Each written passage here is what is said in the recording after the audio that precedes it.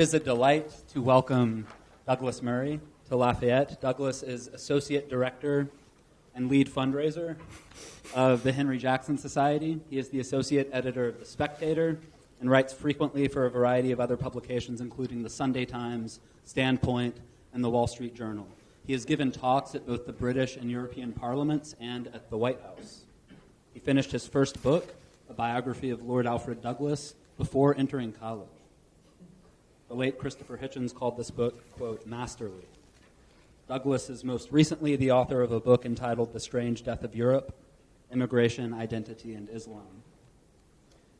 This event will begin with Douglas's opening remarks, which should take roughly 15 minutes, give or take a few. Douglas is going to outline his argument in The Strange Death of Europe. Then Abdul and I will ask a couple of questions, and then we'll open it up to the audience. Douglas has stated that he would be happy to talk about, quote, anything. And given that we're in the U.S., I think he would love to take your questions and hear your views on politics and polarization in the U.S. today. Abdul and I are moderators between Douglas and the audience, but we are also biased participants in the conversation. This event is being recorded, video recorded, and will be distributed online for non-commercial, non-advertising purposes. If you have a question during the Q&A session, please speak directly into the microphones. Our viewers on YouTube will appreciate it. Without further ado, please join me in welcoming Douglas Murray to Lafayette College.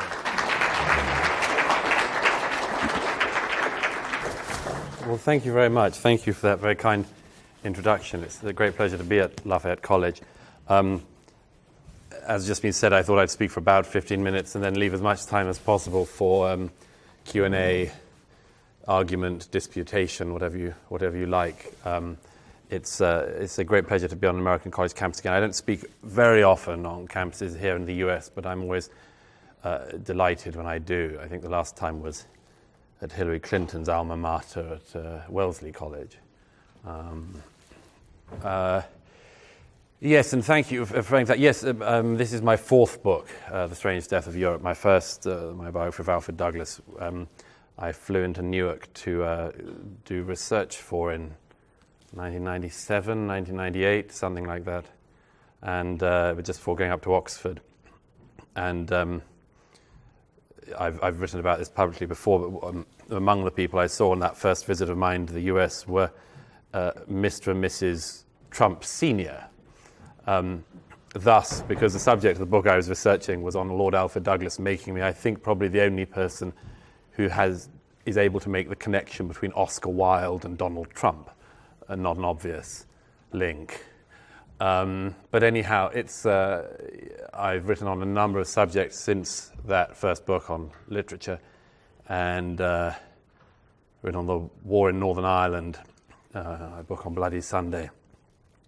And this, in a way, is not an obvious follow-on work.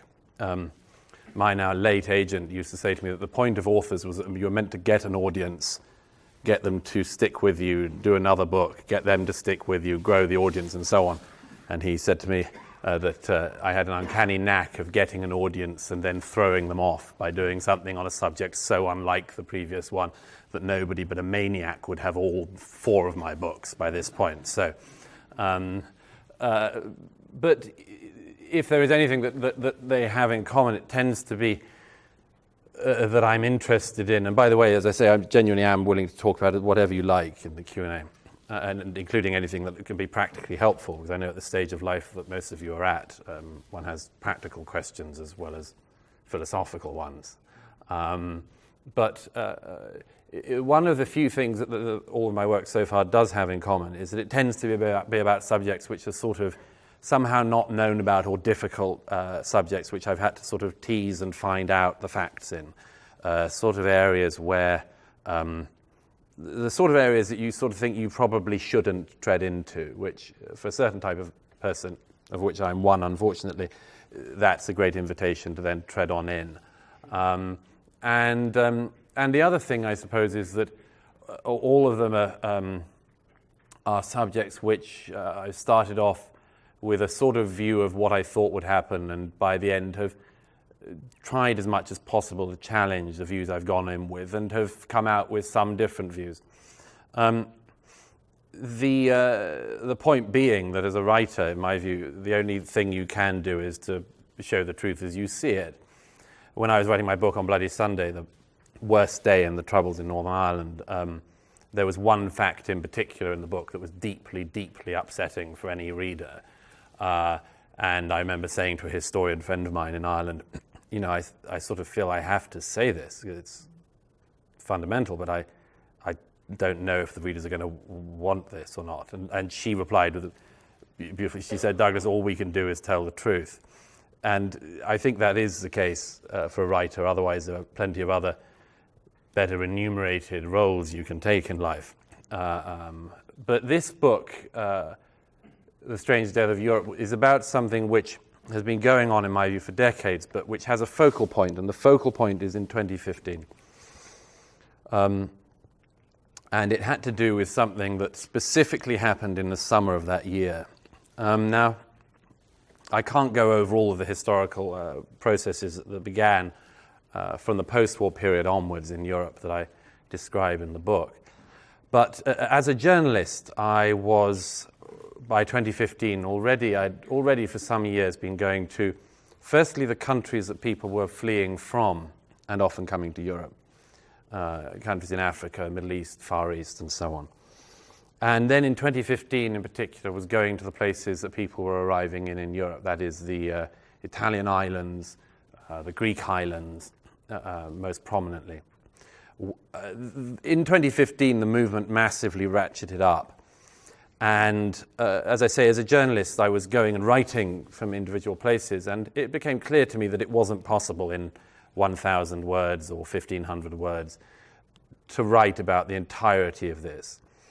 And the specific thing that gripped me and made me think I just have to write this as a book was standing on the Italian island of Lampedusa one day. This is an island almost exactly equidistant between Sicily and the North African coastline. And it's become well known in recent years as one of the largest areas that people arrive into and to get into Europe. And obviously among the terrible human scenes that were there, as everywhere during the crisis and since, I found myself doing what I realized that my fellow Europeans were doing, which was dreaming dreams about this. You stand on an island where some days the same number of people as live on Lampedusa, which is about 5,000. Some days that number of people would arrive in a single day on the island. And early on in the crisis, the authorities started to realize this was a problem for all sorts of reasons. The locals, by the way, in Lampedusa, like on the Greek islands, are very welcoming by and large. Then they help, they assist, they had aid, they had charity from the very beginning of this crisis. But what I realized was that you could stand on an island like that and dream dreams, as it were, about what would happen. And I found myself doing it one day, and that's why I realized I needed to write a book about the whole thing. Because you can stand in a place like that and you think, I know what. Why does we can cope with this. This group could go to Milan, and this group could maybe go to Sweden, and the next days could go to somewhere else, and this I realized was precisely what the authorities were dreaming. And what I realized was, among other things, an intimation of something I had already known from traveling across Europe, which was that this was not the end of a story. It was the beginning of one, and the beginning of one for Europe. And specifically, the unpleasant and painful realization that the people coming in by the summer of 2015 by their thousands were not going to have the life that they had dreamt of when they paid the smugglers to get them onto the routes in the first place, but were going to be met again by me and others sleeping rough outside a train station in Milan, for instance, working for a gang in the marketplace in Rome, trying to get through the pass into Austria, selling counterfeit goods on a street in Norway. And it became clear to me that what was happening was not only ungoverned, but very, very unthought through. So I decided to try to describe what I see as being the most significant thing to happen in my lifetime in Europe, the most significant events post-war, and to try to explain not just the facts, the day-to-day facts of what this meant, but the underlying philosophical reasons, among others, why it should have come to be. Just to give you a couple of the facts, though. In 2015, by the summer of 2015, the last day of August 2015 is the day when Angela Merkel announces, basically unilaterally, that Germany will no longer enforce its borders and its normal asylum procedures. And that's the point at which the massive movement of people that was already moving into Europe sped up exponentially. One of the things that's most interesting about it to me was how little of the practical detail my fellow Europeans wanted to know about. For instance, the Merkel government talked about it as if the main flow was a Syrian refugee issue, which part of it certainly is, people fleeing the brutal civil war in Syria. But you also notice, just again by going to any of the entry points, that it was a veritable United Nations of people arriving. People from all across North Africa, all of sub-Saharan Africa, almost every country in the Middle East, the Far East, people from Bangladesh, from Pakistan, from countries that were at war and countries that weren't. And what Merkel did in that moment was something which the rest of Europe has still not been able to forgive her for or been able to cope with. Something fascinating happened only a few months later in 2016 when the Vice President of the European Commission, a man called Frans Timmermans, said that by the EU's own figures, among the people who arrived in 2015, which was a year in which in a single year alone Germany and Sweden both added between 2 and 3% of the population in a year.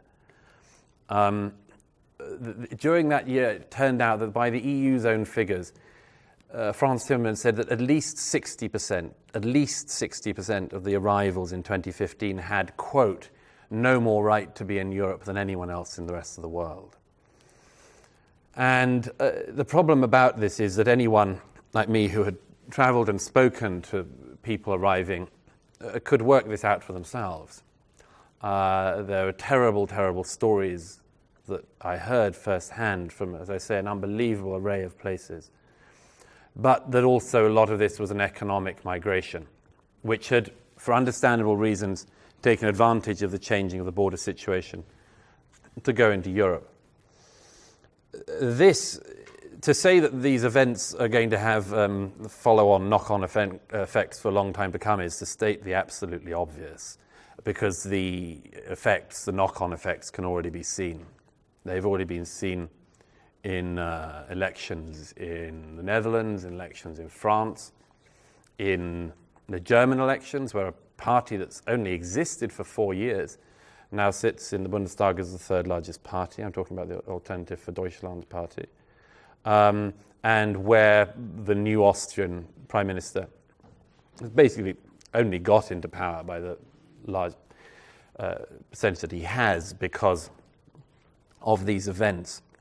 There are masses and masses of things to say about the specifics, as I say, about what actually happened, the numbers, the details, a lot of things that a lot of Europeans don't want to know about, and particularly European leaders. But in a way, what interested me more about it was the underlying reasons why this was going on, and the underlying consequences that it might have in the future. Because it's actually quite an unusual position to get yourself into as a continent or as a country. To get yourself into a position where you don't think that your external borders need any policing. And I say that this is something which goes through the heart of everyone, not just in Europe, but everybody in the world. We all know the problems of this. We all know the personal and philosophical challenges we all go through when trying to think about this issue. Who should come into a country? How many people can a country take? What are the limits?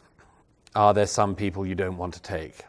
Are there some places you want to be wary about taking people from? what happens when people are in, then do something they shouldn't? What do you do with them? I throw that as just a few of the things out there. But one of the most fascinating things about the whole thing is that Chancellor Merkel, who she's not exactly the heroine of this book, Chancellor Merkel has an extraordinarily interesting psychological thing on this whole issue.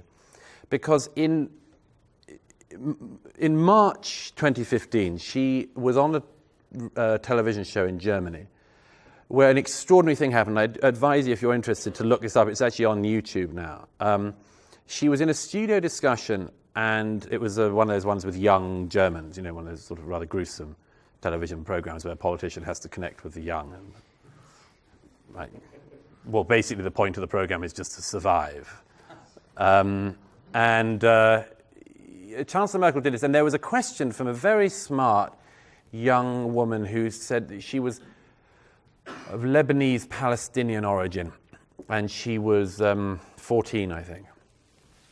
She asked a question to the Chancellor, and she said, this is, I say, in March of 2015, before the height of the crisis, but when this was already starting to be an issue. And this young girl says to the Chancellor, I'm very worried. My father was here on a form of work visa, but it's running out, and I'm afraid that we're going to be returned to Lebanon. And something extraordinary happens. Chancellor Merkel says to her, you seem like a very nice girl. And then she says, but politics is hard. And we cannot take everybody from Lebanon who would like to come to Germany. We can't cope with them. And even if we did, we couldn't cope with the other people who came from other places as a result.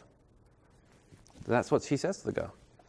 And then the gruesome thing happens that the next question comes, and you can hear that the girl is crying, at which point Merkel goes over and sort of pats her on the back or rubs her on the back, and the presenter, clearly knowing he's just got the thing that's going to be on all the evening news programs, sort of tries to obviously get the Chancellor to say, no, okay, your family can stay. But Merkel doesn't. But then only a few months later, at the end of August, she says this thing, wir schaffen das, we can do it, we can open the borders, we can deal with this, we can take them in. And this, I say at one point in the book, is an exact inversion of the normal European attitude towards migration, where most Europeans are hostile to the idea of the mass immigration as an abstract concept, nevertheless have no beef, or certainly no unpleasantness, I'm talking about most people, with migrants themselves. In other words, they dislike the idea in the abstract, but they have no problem with the migrant.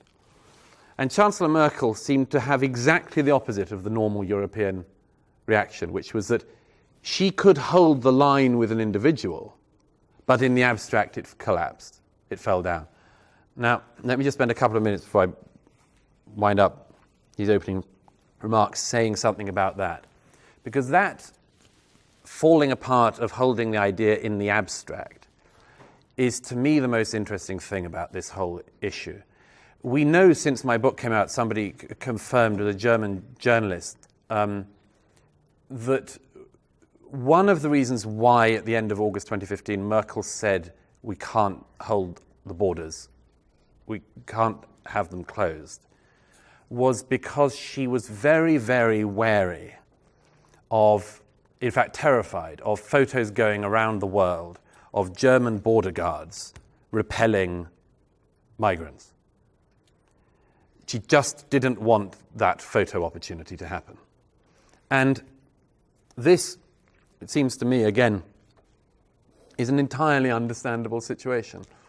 But that's not a situation that starts on the 29th of August 2015, but one that goes a very long way back.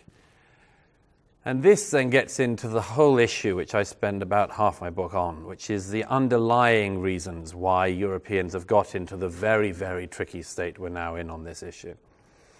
And I say that there are roughly three major things that underlie it. The first is the ongoing issue of guilt in Europe.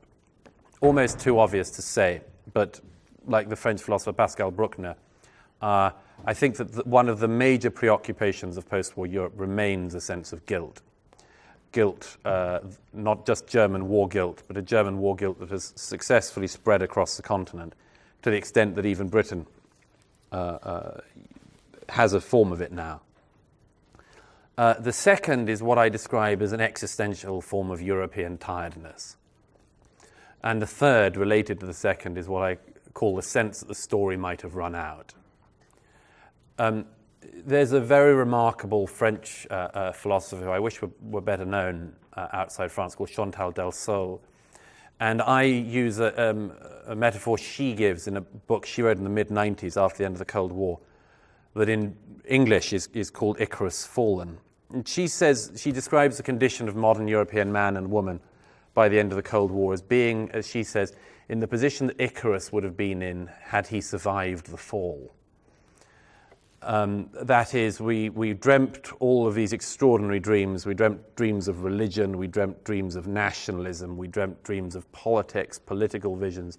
The last two major dreams, nightmares that they were the dreams of fascism and communism, both of which, one after the other, brought the continent into destruction. So that by the time the Berlin Wall falls, and by the time communism is seen, or at least was seen for a time to have fallen,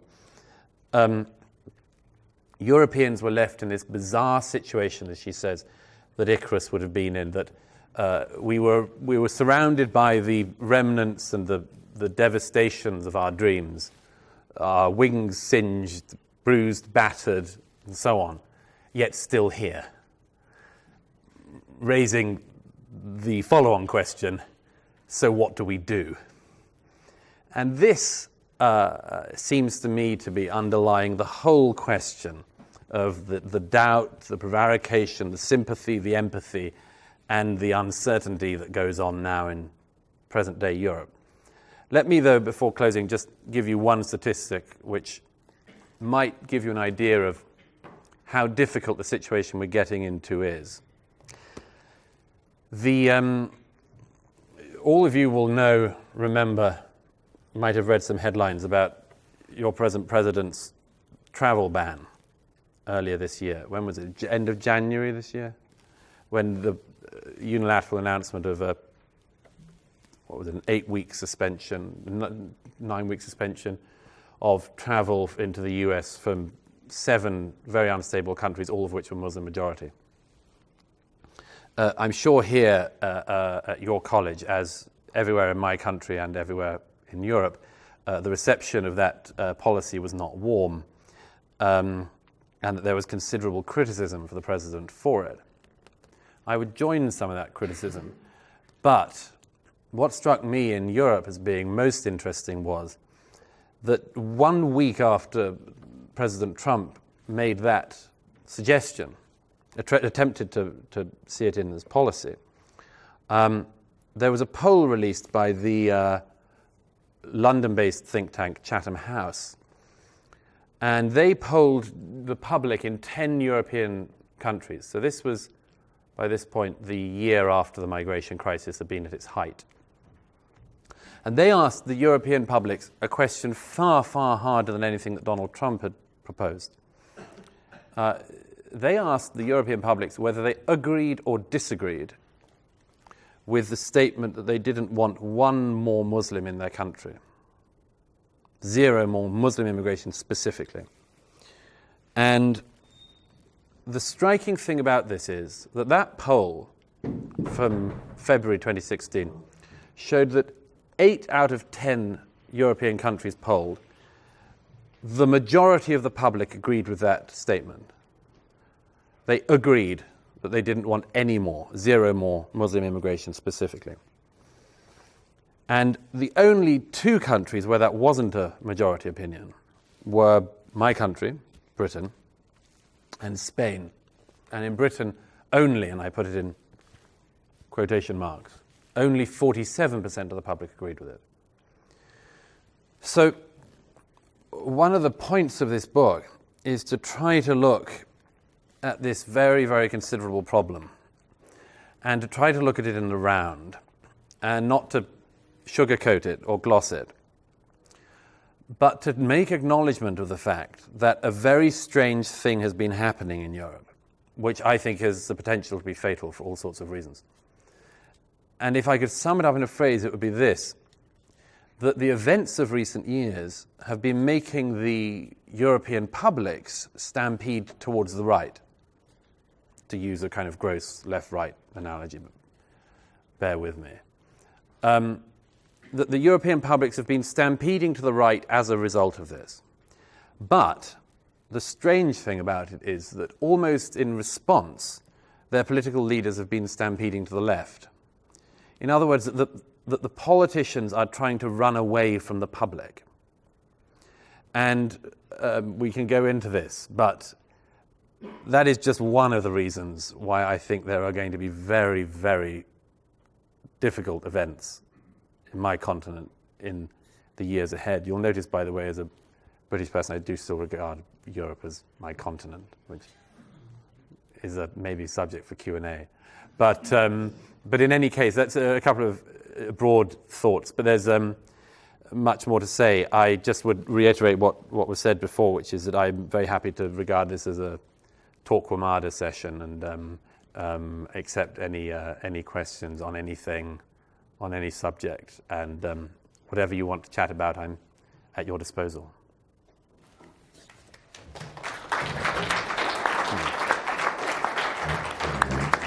That's great. We can begin with the what?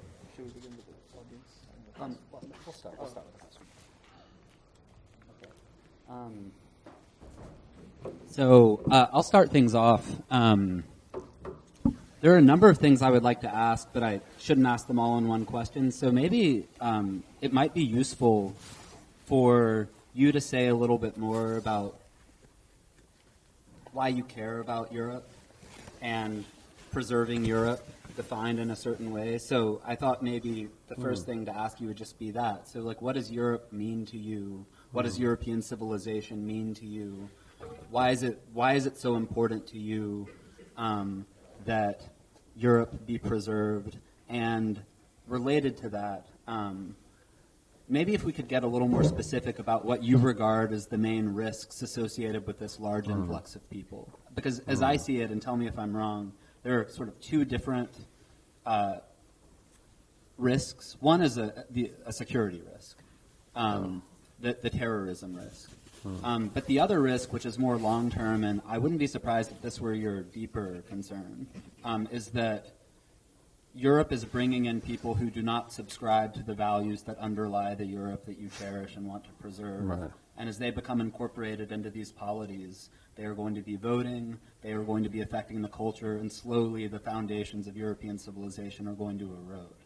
So those are two separate concerns. And so anyway, if we could just talk a little bit more specifically. Sure. Yeah. Firstly, you raised. It's important to mention that you raised the terrorism thing. I mentioned the terrorism situation, the security situation now in Europe as it's a tiny bit of it, but it's obviously the sharpest and most visible bit. And it's a cause of deep, ongoing, I think, depression in a way in Europe. I'll tell you why I say that. Last month on the London Underground, it was a young 18-year-old Iraqi left a bomb on the Underground. He came to the UK illegally 2 years ago. And there are various terrorist attacks, Stockholm earlier in the year, one of the Paris attacks, one of the attacks in Germany, which are people who've just arrived in this wave. And the cause of what I regard as being a form of European depression on this is that it's not just recent arrivals who that's the case. The most of the people involved in the November 2015 massacres in Paris were born and lived in France and Belgium. So there's a game that's played by all sides in this in fact, you can it's really ugly. You can hear it after every single terrorist attack where there are several things that happen, aren't there? The first thing is that people are almost rooting for their side not to be responsible for the terrorist attack. You think, please, God, just wait and find out who's dead first, you know. But that's the first thing. And then the second thing is, if it is a an Islamist who's done it is he a new arrival or somebody who was born and brought up here? And the point is that it can be both, and that makes the problem even worse, because it says we're clearly failing at something at the level of integration if you're born in the society. I mean, obviously this is an issue that goes on in America as well, but this is, the point is, it means that we've not sorted any of it out. We don't have the answer to any bit of the problem. But you're right. I mean, that is just that's the sort of sharpest edge of it. And by no means, I mean, you're talking about tiny percentages of people who actually get involved in such things. You're right. I mean, that the identity question is a deep one. There's a very brilliant insight that another French philosopher, I sound like I'm taking money from the French philosophers' trade union tonight. I doubt. Well, they trade unionize everything in France, almost certainly, and they get like all the year off. But they Michel. It was Finkelkraut said something interesting in an interview just a few weeks ago. He said, in France, we had for a time the dream that France would sort of, France up the world, that sort of the world would become more French and all that, and obviously we all know how that worked. And but he said, but the thing is that now we've retreated in this position where we're saying, could we at least have it for ourselves? Which is a heck of a retraction to go through in, well, just over half a century. But I think this is the thing that politicians find it almost impossible, everyone other than the far right. Basically, politicians find it almost impossible to talk to, which is a sense of cultural unease, which you feel everywhere now, I would argue, in Western Europe. And I suppose there are various ways of approaching this, and different people from different political and social backgrounds have different worries, obviously. But the striking thing to me is that the worry can now be expressed from almost every political direction. So there are people who are sort of vaguely culturally conservative, like myself, who have a set of worries and concerns. And there's a set of liberal, as you would call them, left-wing figures in Europe who are also what I call early warning sirens on this. It's various feminists across Europe and minority rights campaigners and others who started to worry about some of the cultural shift. Let me give you an example of the cultural shift. There was a poll taken in the UK 2 years ago to find out the opinions of the British public on homosexuality. And normally, you know how these polls go. I mean, you would expect that the poll will smoke out a lot of homophobes in like Yorkshire or something, or Wales. And I have nothing against either groups of people, I suppose. But that's sort of the expectation, that the rural areas will be very homophobic and they won't be like us in the enlightened city. The result was exactly the opposite of that. In the country as a whole, around 14% of the public in Britain said that they had basically a problem with being gay. And in London, that figure was double. And that is not because they see a lot of gays and don't like it. It's because they are people who've come from a background where that is not good and they haven't reconciled with it, and maybe they won't. And another poll on that issue that just came out last year in the UK found that 52% of British Muslims polled said they wanted homosexuality to be made illegal now in Britain. And that sort of thing is just starting to worry a lot of people. I put it no stronger than that. As I say, there are all sorts of arguments from every side on it, but the sense that there might... You see, what I like about Europe is that we have been... Again, I have this thing that all of our virtues are used against us in various ways. It's a good thing to want to know about the world. It's a good thing to be inquisitive. It's a good thing to want to know as wide a range of people as possible and as wide a range of cultures as possible and so on. And yet no one knows what the point is where that changes. And I think that this this deep unease comes from the sense that the kind of liberal, open-ish Europe that some of us believe is worth defending and protecting and liking at any rate, not destroying at any rate, might not last in this area. I don't put it any stronger than that, but it's becoming a worry. And look, it's very who knows, or who would dare to predict the future these days in particular. I mean, we live in an era where Harvey Weinstein can cause the abdication of the British Defence Secretary. I mean, causality these days is just haywire. So predictions of the future seem very, very unwise today, even more than they have historically. So I don't know how this goes, but I do say towards the end of the book there are a set of very bad warning signs.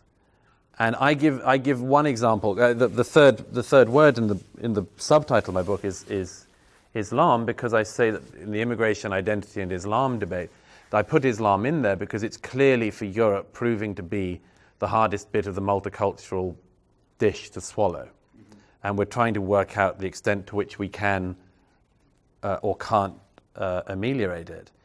But I mentioned, that if by now this was going to go well, we would have exactly the inverse situation of the one we have, which is that the liberal reformist voices in Europe are the ones who are most under threat. So let me give an example. In Berlin, there's a very brave young man, author, who writes very vocally about problems within his religion and among other things. But he lives now with a permanent bodyguard having to be provided by the German state. And that's the case with almost everybody I know in every country on that now. I was with yet another French philosopher the other week in London, and he arrived with bodyguards because that's what you have to do now if you're French and talk about this area too volubly, particularly if you're Muslim. And it's the same in the UK. It's liberal reformist voices like Majid Nawaz that have real security problems. And it's not the guy who's on the board of Finsbury Park Mosque in North London who's also on the board of Hamas, which is a banned terrorist organization. He doesn't have any security concerns. And if this were going to go well, it would be the Hamas guy who was genuinely worried and the liberal reformer who was totally fine. I just wanted to hopefully ask you something that you've written extensively about, which is, so it's, you hold the Paul Collerian position in a sense that, and I think you appeared with him on a panel as well. Yeah. Paul Collier, from Oxford University. Oxford University, easily perhaps the biggest authority on. I actually forgot that the microphone is only for the camera. Yeah, I'm sorry. Like hello. Yeah. So he essentially his position on the whole immigration debate is that it's too much too fast, and that if you don't give the host community the time to really integrate a certain community, then there will be problems for both communities, not just for the host community but also for the community that is coming in. So we discussed the notion of people coming in. I wanted to ask you. That you have critiqued multiculturalism as a policy of integration, and we also hear, Angela Merkel said that multiculturalism has failed, and as did David Cameron, if I can recall. Yeah. So what are your critiques of multiculturalism, and why do you think it has failed?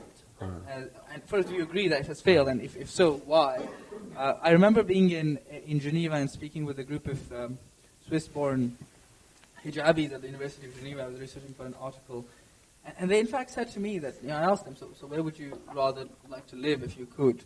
And they said, without a heartbeat, skipping a heartbeat, they said, well, we'd go to London because the multiculturalism there is very strong. So there is a sense in the European public, it seems, at least in minority groups that London is the place or England is the place Right. to be. So having said that, one, what is your critique of it, and what would be an alternative? So there's the French model, which is assimilationist model, but then you also have the American and the British model, which is more to do with multiculturalism. Yeah. So yeah. No, it's a very important question. This is one of the great mysteries, by the way.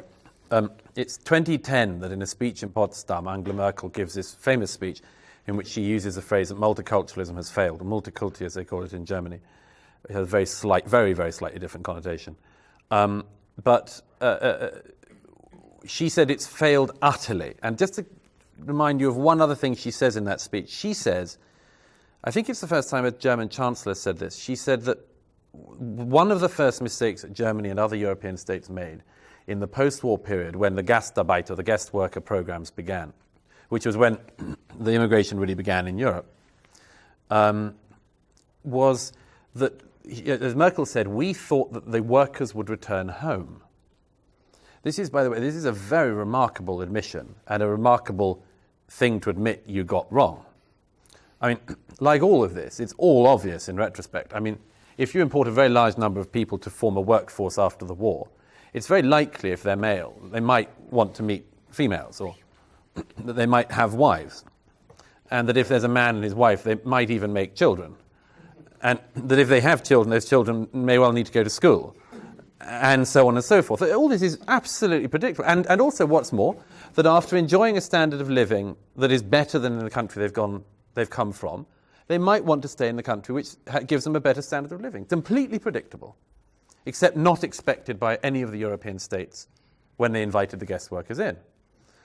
So then, something, and by the way, just to finish on the Merkel bashing for a moment, the interesting thing about that 2010 speech, which was, yes, it was then repeated by David Cameron, who was then Prime Minister, and also by then former Prime Minister, President of France, Nicolas Sarkozy, was that if it had been going so badly by 2010, why would you ramp up the immigration to a historic high 5 years later?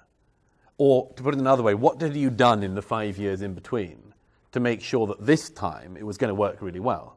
And the answer is nothing. There was just nothing that the German government had done that improved anything over those 5 years. But then to go back just once more on the run-up to how they got there, the fascinating thing is, so the first thing was we thought the workers would go home, and they didn't. That's the first phase of post-war European immigration. The second phase is the realization that if you have these people, you will quite rightly need to, for instance, put in all sorts of anti-racism legislation, anti-discrimination legislation, and so on. So there's a period at which you get legislation to accept the new reality that exists. Then you get to the very strange position that Britain and most other Western European countries were in by the 1980s, which is to say, you basically have the right, since you're going to stay, to pursue whatever the life you want to pursue is. So if you came from Pakistan and you've moved to a hill town in the north of England, you basically have a Pakistani culture and just get on with it. And by the way, that period now, we're sort of doing a retrospective crime scene thing on a lot of that now. The things that we now realize we allowed to go on during that time, I mean, again, only the sharpest edge bits, but they are ones that are increasingly embarrassing to us. I mean, I remember during that period, the thing of, for instance, a British girl at school, if she was of Pakistani origin, disappearing from school to be married off to a relative in Pakistan, and the school just accepting that that's what happened. I mean, now that wouldn't be possible. But at that point, that was sort of normal because I say, we basically had this idea, you will pursue your national or cultural life, and you happen to be in our country. And then something else happened. That was the multiculturalism thing, whereby your society is the convener, and you all practice what you want. And then the final stage, which is the one that we have been at until recently, and who knows what the next one will be, was totally different. The final stage was, actually, we don't want you to do that. We want you to become like us. I mean, these are all wildly different things to demand of a group of people. Not least the gap between be who you are and what you want to be, and become me. And so my problem with the multicultural era was that it had this view of the state is basically like the United Nations. You know, we convene people to be here, but we take no particular view on what you do, as long as you don't break the law. And even then, on certain aspects, the law is malleable depending on cultural concerns. So that was my main criticism of it. And just, sorry, a final point on that.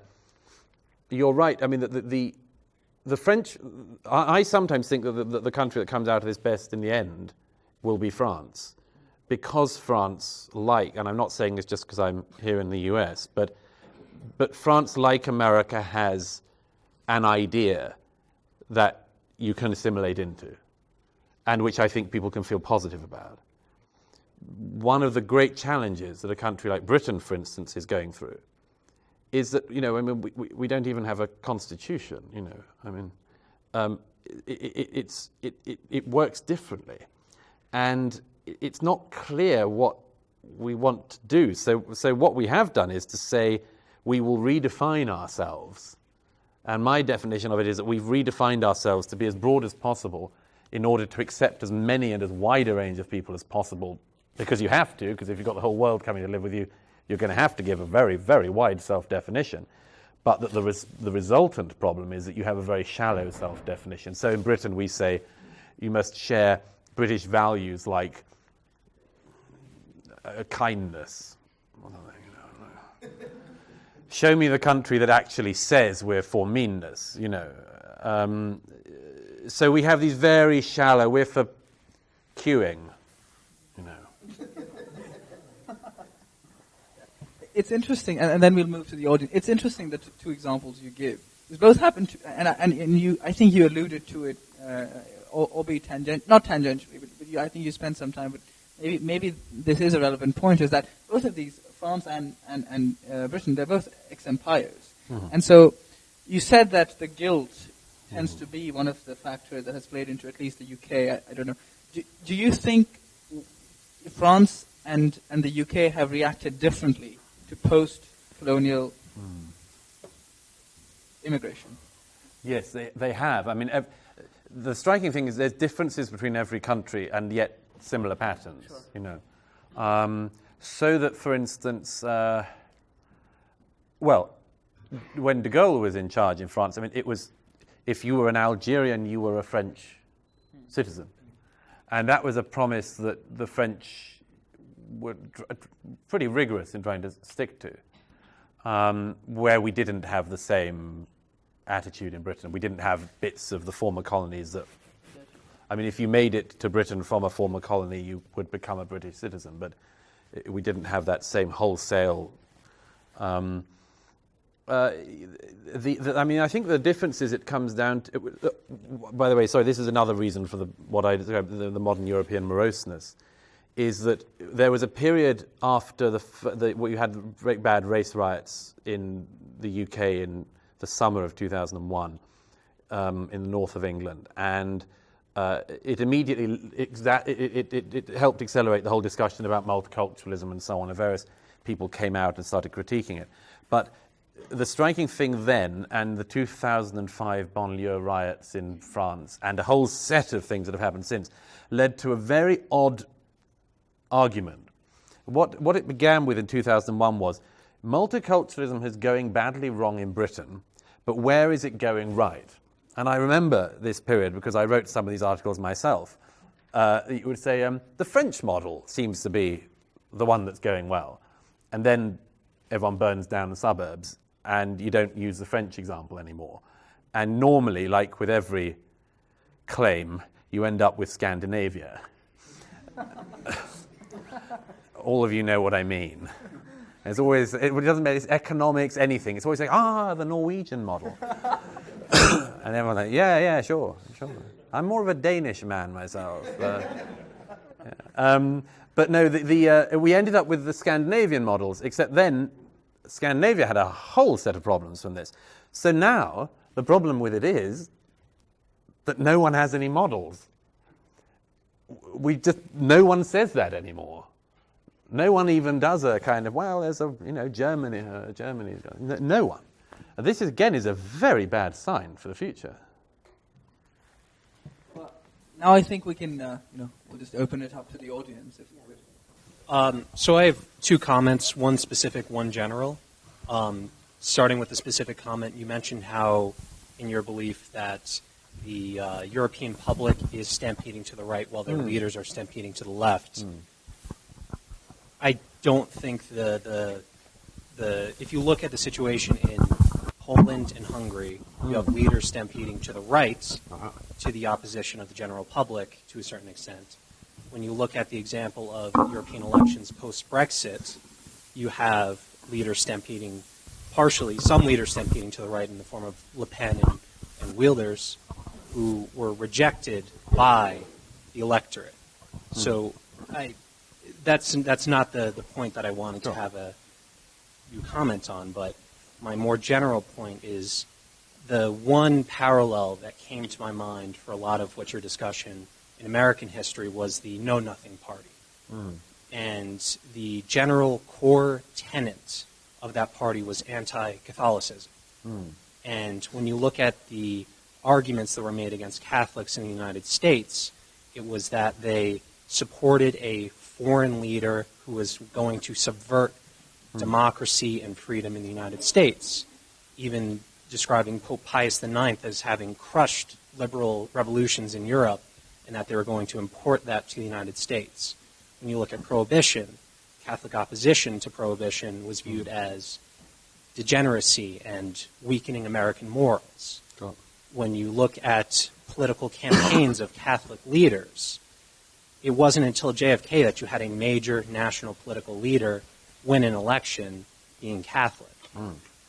When you look at the history of Catholicism in the United States, it's one of the intolerable acts of the American colonies was the Quebec Act, which granted religious toleration to Catholics in British colonies. So when you hear the history of anti-Catholicism in the United States, it's one of saying that they cannot integrate. Their values are not our own. And I think that when you look nowadays, those arguments would seem obscene and antiquated. So if the United States and Europe was able to get past anti-Catholicism and was able to integrate people who they thought were fundamentally incompatible with their beliefs, why is Islam fundamentally different? Very good question. Let me just comment very quickly on your comment, as it were. I stressed that I was talking about Western Europe in that regard. I have a chapter in my book on the difference between East and Western Europe, which is, to my mind, fascinating. There is an absolutely central divide now between the Central and Eastern European states in Europe and the Western European states. I was in Hungary again a couple of weeks ago, and Orban has the support of 75% of the Hungarian public for saying we will not accept quotas of migrants from the EU that the EU has invited in, and we said no. And so there's a very interesting set of reasons, I think, why East and Western Europe have totally different views on this matter, among others. Secondly, the Le Pen-Wilders point, you're correct to some extent, but it's wrong to say that, as it were, they're totally defeated at the polls. Wilders' party came second in the Dutch elections, which still leaves him in the position very soon, if he could find a party to go into coalition with, that he can still get to power. And the other point is, as for Le Pen, look, if you want to make any job easier for a centrist European politician to continue the status quo, you can't do better than putting up as their opponent a member of the Le Pen family. You know, a family that's actually tainted by the Vichyite tendency in France. So, to my mind, again, it's like the one in Austria, the presidential election last year. The non-far right-wing candidate wins by 51%, and everyone says, hurrah! Do you want to check those figures again and see how big a hurrah you want to give that? And as for your point on Catholics, it's a very important point. I just had a couple of things. One is, by the way, we've just had in the UK our bonfire night, as it's called, the 5th of November, where we still burn Guy Fawkes' effigies on bonfires. And there was another BBC documentary about Guy Fawkes, which reminds one, among other things, that there were quite a lot of Catholics who actually did want to subvert the state in Britain and elsewhere. The wars of religion that racked Europe for a very long time were not invented by people. The wars of religion existed because the Christian communities in Europe were not only vying for religious purity, but vying for power. And certainly in Britain, where we alternated between Catholic and Protestant monarchies, the idea that Catholics actually did want something, that is, where it wasn't just, I mean, we have this very strange modern idea whereby the contents of belief are basically not important. It's the thing I say, I sum up as being the prevailing mood of our time, which is that I may do Islam, you may do Christianity, you may do yoga, and it all sort of comes out the same in the end. And I think there's a lot of evidence that that's not the case. And in any case, as I say, the contents of what is being argued for would still matter. And it's true that there have been cases historically, definitely have been cases historically, where people have totally illegitimately been suspected of trying to subvert the state to have not done so. And I don't say, by the way, and I didn't say that it's the case that Islam or Muslims can't integrate into it, just as Catholics, just as Jews in some countries, where you got with rather famous, all sorts of things that went wrong there. But I don't say that Islam Muslims can't. I'm saying that it's a bit that is clearly proving hardest to swallow in the whole, or digest, I should say, in the whole melting pot. And so it is worth remembering the historical parallels, not least to keep ourselves in check. But they don't exactly run parallel. Sorry, I just one more comment regarding that. When you look at the wars, in the example of the wars of religion in Europe, it wasn't decided by Protestants triumphing over Catholics or Catholics triumphing over Protestants. It was decided by the Peace of Westphalia, which said each prince may have their own religion. So to the idea that the concept of people having their own beliefs is modern, I think when you look at religious conflict in the past, it was resolved by allowing people to have their beliefs. Yeah, absolutely. But look, just in Britain still, the monarch cannot marry a Catholic, okay? Prince William, if he'd have chosen a Catholic as his wife, he couldn't have done it, because it is viewed as being so important that the presiding head of a Protestant country remains a Protestant. So you're right, the Treaty of Westphalia sorts out one issue of it, but it by no means puts aside the wars of religion. It settles one aspect of it.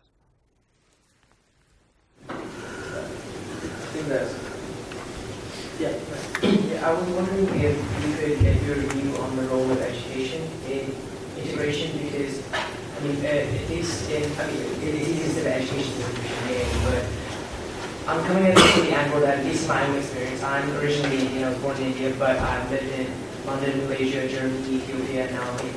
And throughout all this, my education has been in like a westernized, liberal fashion, and as a result, my political views are very liberal and westernized. They are very much a result of my education rather than a result of my parents' background, my familial background, because these are conversations that we tend to have at home. These are conversations we tend to have at school, right?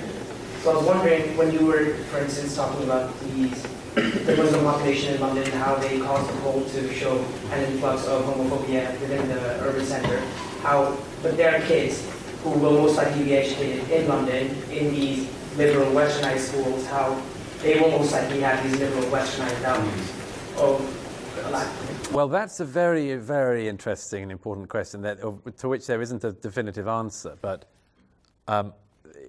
it's a fascinating idea, and I don't say it's wrong, but I'll explain the way it can go wrong. And again, I mean, you have to forgive me, I can only fall back on anecdote on some of this because there is no stat. But I know a very large number of people in the UK who themselves, for instance, came to Western Europe in order to flee oppressive regimes, and who knew whereof they spoke when they talked of oppression, whose children or grandchildren have more hardline views than them. So, for instance, I can think of a large number of people who themselves would never wear the veil, left a country because they didn't want to have to be told what to wear, for instance, whose children and grandchildren do. Now, I'm not against the wearing of the veil, but for any woman of that background who knows what it means to take it off, they also know what it means to put it back on. And it's one of the things I say in the book. This is one of the ones that's open. We have proceeded along the presumption that our societies are so attractive and our rights so desirable that anyone who moves in will surely see the point of them and want to join the party. And I say it's possible that that goes in a different direction.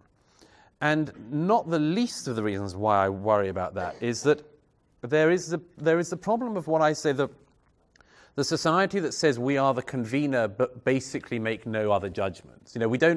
Somebody said to me recently when I was speaking at a school in the UK, basically we've been given a bit of advice on sex education and personal hygiene. But beyond that, we're not told very much about what the hell we're doing here. Do you know what I mean? The state is very, very wary, and understandably so, about making pronouncements about, personal happiness, meaning in life, existential questions, and so on. We leave it. We say that's for people to find in their own time. But what if other people have a very, very strong and determined view of what to do? And let me give a very quick anecdote on that. I was speaking recently to a film producer in the UK who came over to me at something and said, very, very smart woman, done some terrific films. And she said, Douglas, you seem like the person, you can answer a question to me. Again, to the extremist point. But she says, what do ISIS want? And I said, oh, well, that's quite easy. They want to invite the world to Islam, bring about an apocalypse in the end times, and that. And she said, well, no, obviously that's ridiculous. What do they want? And I said, okay, we'll do it again. They want to invite the world to Islam, bring about the great conflict, and then the apocalypse, and the end times. And she said, no, obviously that's not going to happen. And I realized that we were talking two totally different languages. Or at least she didn't want to understand a language which a significant chunk of the world, Muslim, non-Muslim, has, which is very, very significant existential answers to things. The meaning of life, love, birth, death, the afterlife, everything. And we, to an extent, are in this position where if a group like ISIS, for instance, said, what we'd really think is that you should raise interest rates by 0.25%, we go, well, that we'd understand. That seems like a reason. And then we can debate whether or not they should. But these sorts of questions to societies like ours in Western Europe, and I think some of this resonates here too, is that we don't even understand what people are talking about in that realm. And so I think that there is a significant bit of this whole growing tension comes from people who believe they have the source of all meaning and the answer to everything, walking into a society that is effectively a vacuum of values and other things. So on that subject, I can never quite get over the fact that every time everyone speaks into a microphone, nothing happens. Nothing happens? Yeah, it's a little weird. It's a scam. Yeah, exactly. There's somebody who sells microphones in this hall somewhere. So I think I was going to ask this, and it seems related.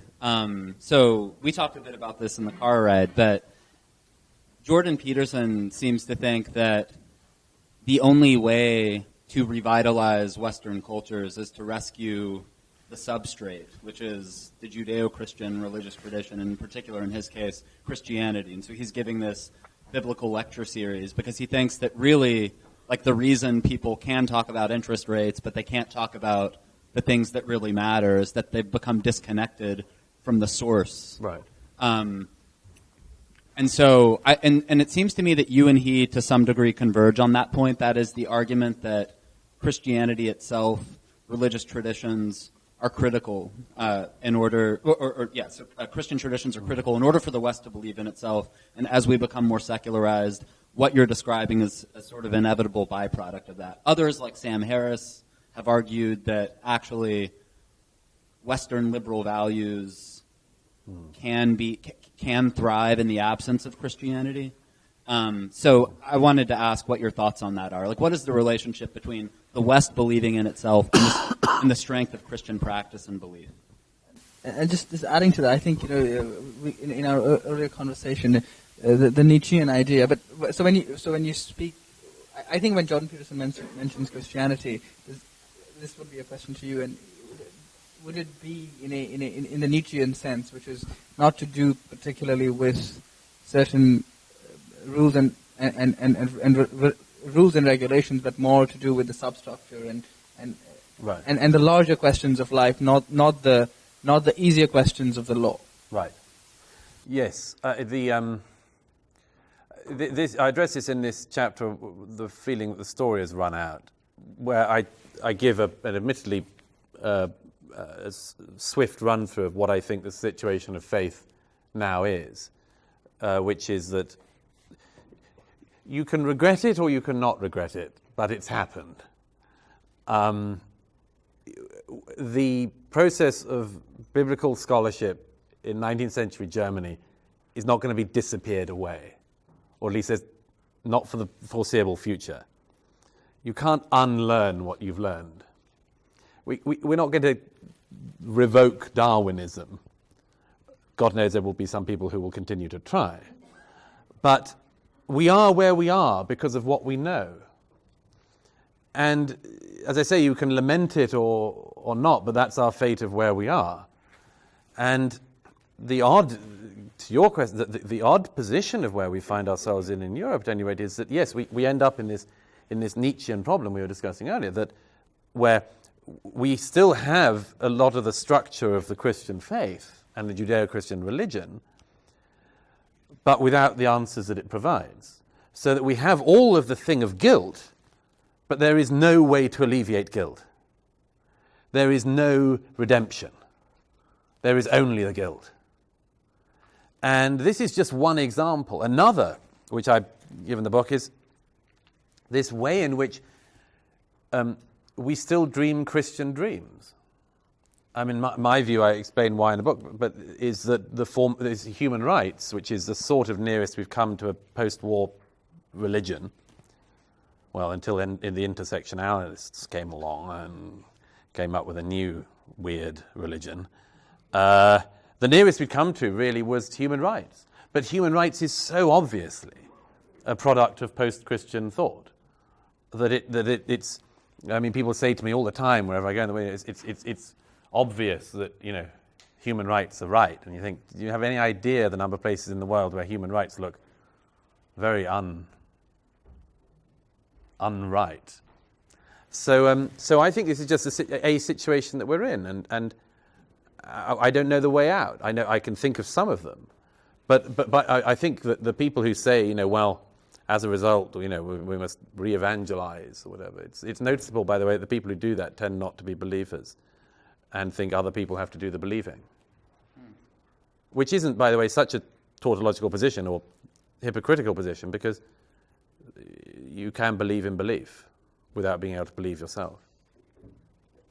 And just a more of a comparative point, do you think, since we were talking about, different cultural systems, right? And do you think in countries, say Muslim majority countries, even the countries that are to a great extent secular, they differ largely in this notion where the substructure of, say, Islamic thought or Islamic philosophy continues to survive, and it continues to answer certain questions in ways different than in the West? Because it seems to me that the strict secularism, to the point where the substrate, where God is killed, in the Nietzschean sense, it creates problems. While in the Islamic, in Muslim majority communities and being from one, I know that you can be totally secular, but there is, whether you're Muslim or non-Muslim in a Muslim majority country, it doesn't really matter. But there is and in this sense, it's not really religious in the typical sense, but it is almost as if you're aware of the basic questions that hold your society together, or the basic answers that hold your society. You know where you'd go in a crisis. Sure. And I think like you quoted Nietzschean worry that in the West it seems that the West is heading towards guilt with no redemption. Do you see that there is this difference in the substructures of say Islamic communities and Western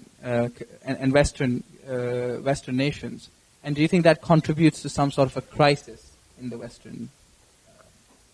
I think it happens similarly. I mean, what I have observed often is that Muslims who lose their faith often have exactly the same issue as Christians and Jews who do, which is that the first response is almost ecstatic to be freed of the problem, followed by a form of moroseness. As I say, I mean, it's impossible to diagnose where that goes, because one of the most obvious things is to return to the source, because you need something. I have various Europeans I quote in the book who do that for precisely that reason, who are willing to return to faith, not because they particularly believe, but because they think it might be the only answer to the political and existential problems they see coming.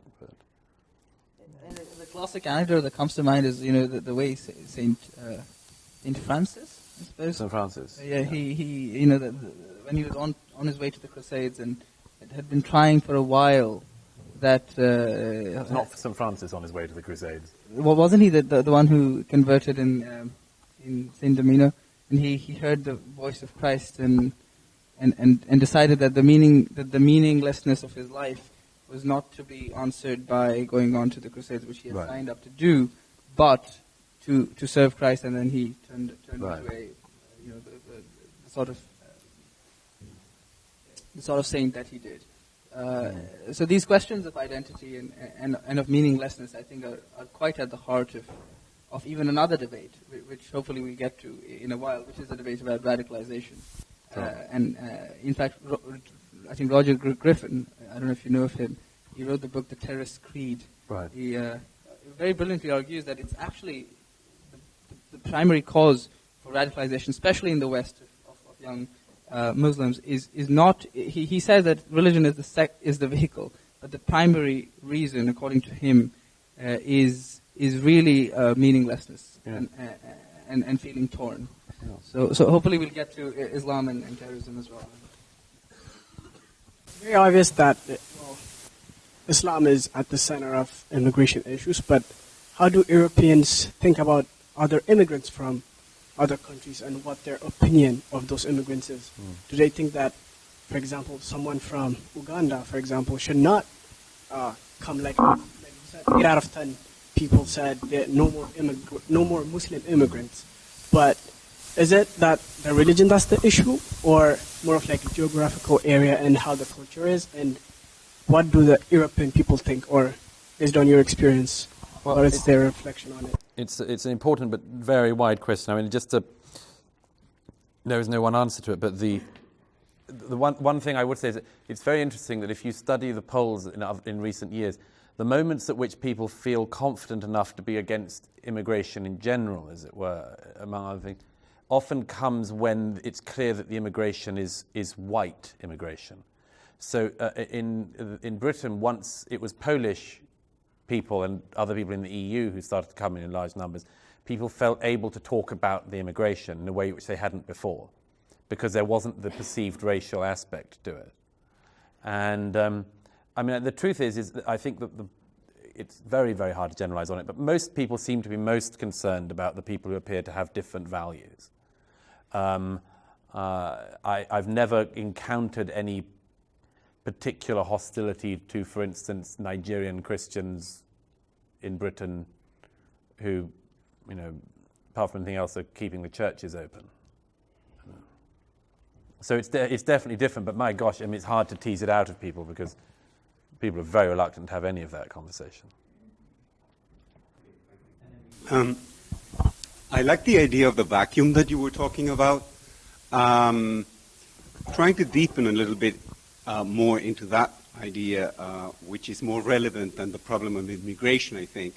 I think that the main problem today is not with the effects of immigration per se, but rather it's a problem of Western civilization itself. Western civilization, in a way, has lost its identity, and you are faced with this mass immigration, which has great certainty about their identity.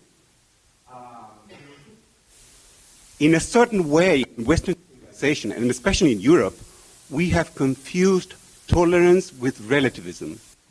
And everything is more or less the same. The maximum value seems to be my well-being and my pleasure. And I'm not talking of religion. Sure.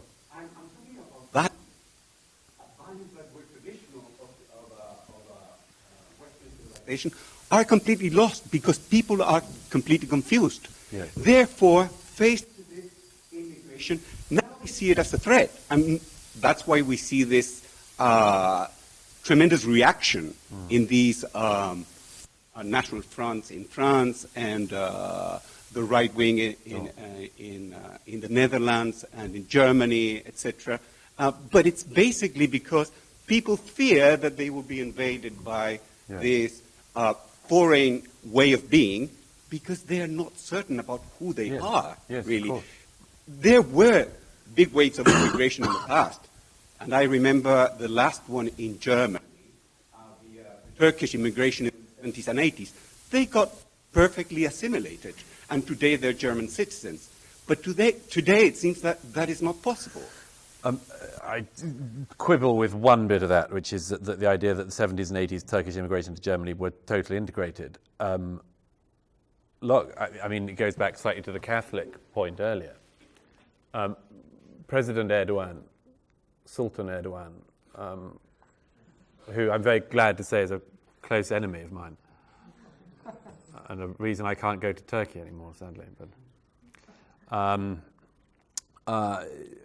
Erdogan actually came to Europe again 5 years ago to give a speech to tens of thousands of German, Dutch, and Belgian Turks, and said to them again publicly, amazing speech. He says, "We need you here," and he encourages them to have lots of children. And he says, "We need you to be in Europe, but do not become Europeans. Get yourself involved in politics, but don't become like them, because we need you for Turkey." Now, again, if you imagine that in the Catholic or any other historical context, it would be a legitimate moment for people to worry about subversion. And that, I think a lot of evidence from Germany suggests that a lot of those Turkish migrants, yes, they came, they contributed to the German economy, all sorts of things, but I think it's a stretch to say they became as German as anyone else. But as to your main point, yes, the obvious simplification of the whole issue is that the problem is the mass movement of people into a place that is uncertain what it is. You could argue that one causes the other, or the second means that the first occurs because you don't know why it wouldn't.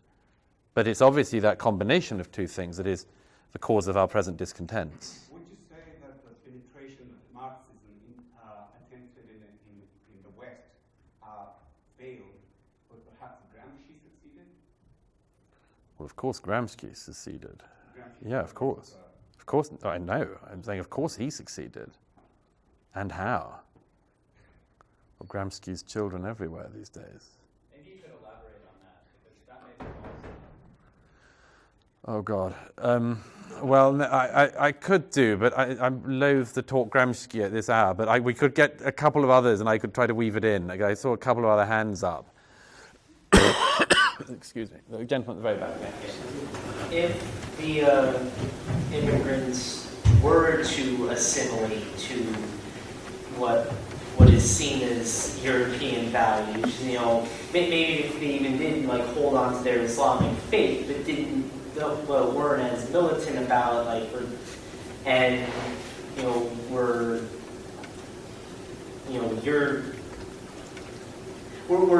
acted in the public similar to how a European Protestant or Catholic would the race still be an issue? It's a very good question. Very good question. And hard to say. I tell you one issue which is striking is that the disappearance of racial politics in the UK in recent decades. Immigration used to be talked about in terms of race, and it almost never is these days. And I'm never sure if it's because it's become totally unacceptable or people mind about it less and less, but the polling all shows a consistent, that we have every year in Britain something called the British Social Attitude Survey. It shows consistently questions like, would you mind if your child married somebody of a different race?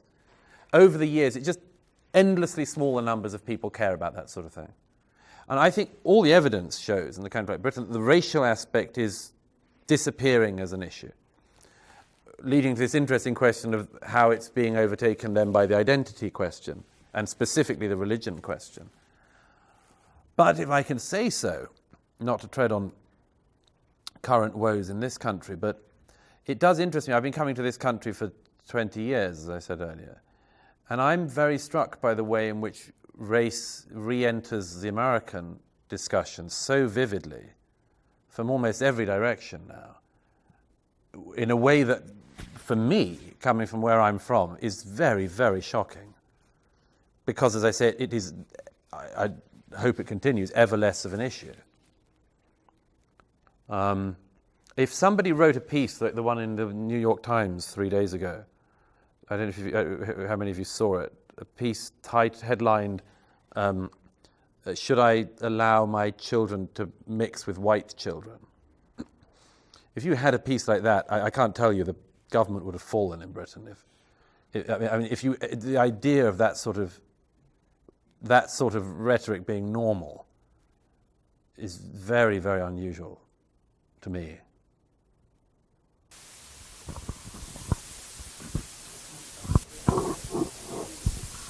So you mentioned how there's a general increase and a pattern to increase in rightist view around the globe and specifically Europe. So if these views were to prevail, and let's assume a tough and hard stance on immigration were to be taken, do you think, in your view, that might ultimately result in having graver consequences, in a sense that regions within themselves might be better integrated, but regions between them might not be better integrated, and that might cause other issues that we don't see? So regions within Europe? And generally as well. Like regions amongst themselves, they might not be as integrated as they are today because of essentially very diverging, perhaps, righteous views. It's very hard to say. All I do know is that if you slowed it down, which is what the overwhelming consensus of the public, by the way, a consensus among first and second generation immigrants as well, are after, I think you can ameliorate a lot of this concern. It's basically the same story everywhere, is too much too fast, with the third rider sometimes of, and not the people we want.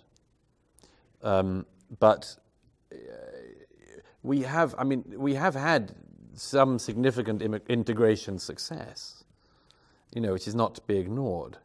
So there's no reason to be totally despondent about it. But I think that people are simply despondent because of the pace. But whether or not, I'm not sure I could answer the second bit. If I could just add on to the question, because we're on the subject. So when one looks at European politics, and although I'm not quite sure about the the right and the left Stampede. Yeah, I don't like it either. Yeah, but there's another hypothesis which I sort of want to put forth, and I don't know if you'd agree, is that the new trend, the new social cleavage, I really think, which is emerging in Europe, is between the global politics, the universalists, sort of the globalists, and the localists. So there's, and they can both be, they can be across the aisle. So there are people who are speaking the language of global politics. Yeah. And then there are people who are speaking the language of local politics. This is, if I may say so, the David Goodhart, a British author, some of you may have come across, of the left, who had this very useful dichotomy he produced recently in a book called The Road to Somewhere, where he says that the Great Divide that you describe, he defines it as people who can be citizens of anywhere and people who are citizens of somewhere. And it's a useful way to look at it, is exactly this, the sort of globalists versus the localists. And I mean, I think this can be overplayed, but it's obviously coming up in all of our countries, isn't it? I mean, it's what fuels the discussion of elites and so on. And as always with those things, that discussion, unpleasant as it can get, isn't on to nothing. It is true that there is a type of person for whom home can be anywhere.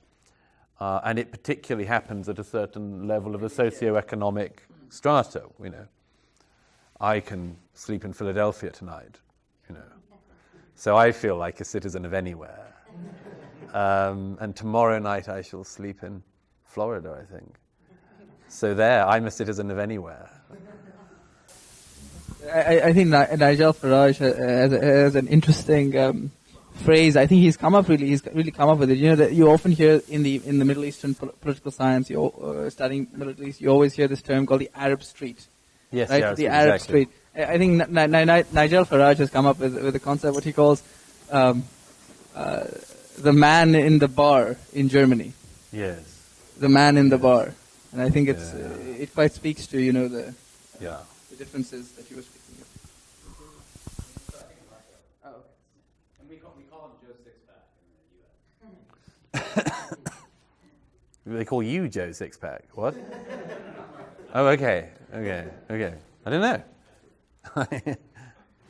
I would just like to get your thoughts on a matter that hasn't been addressed today.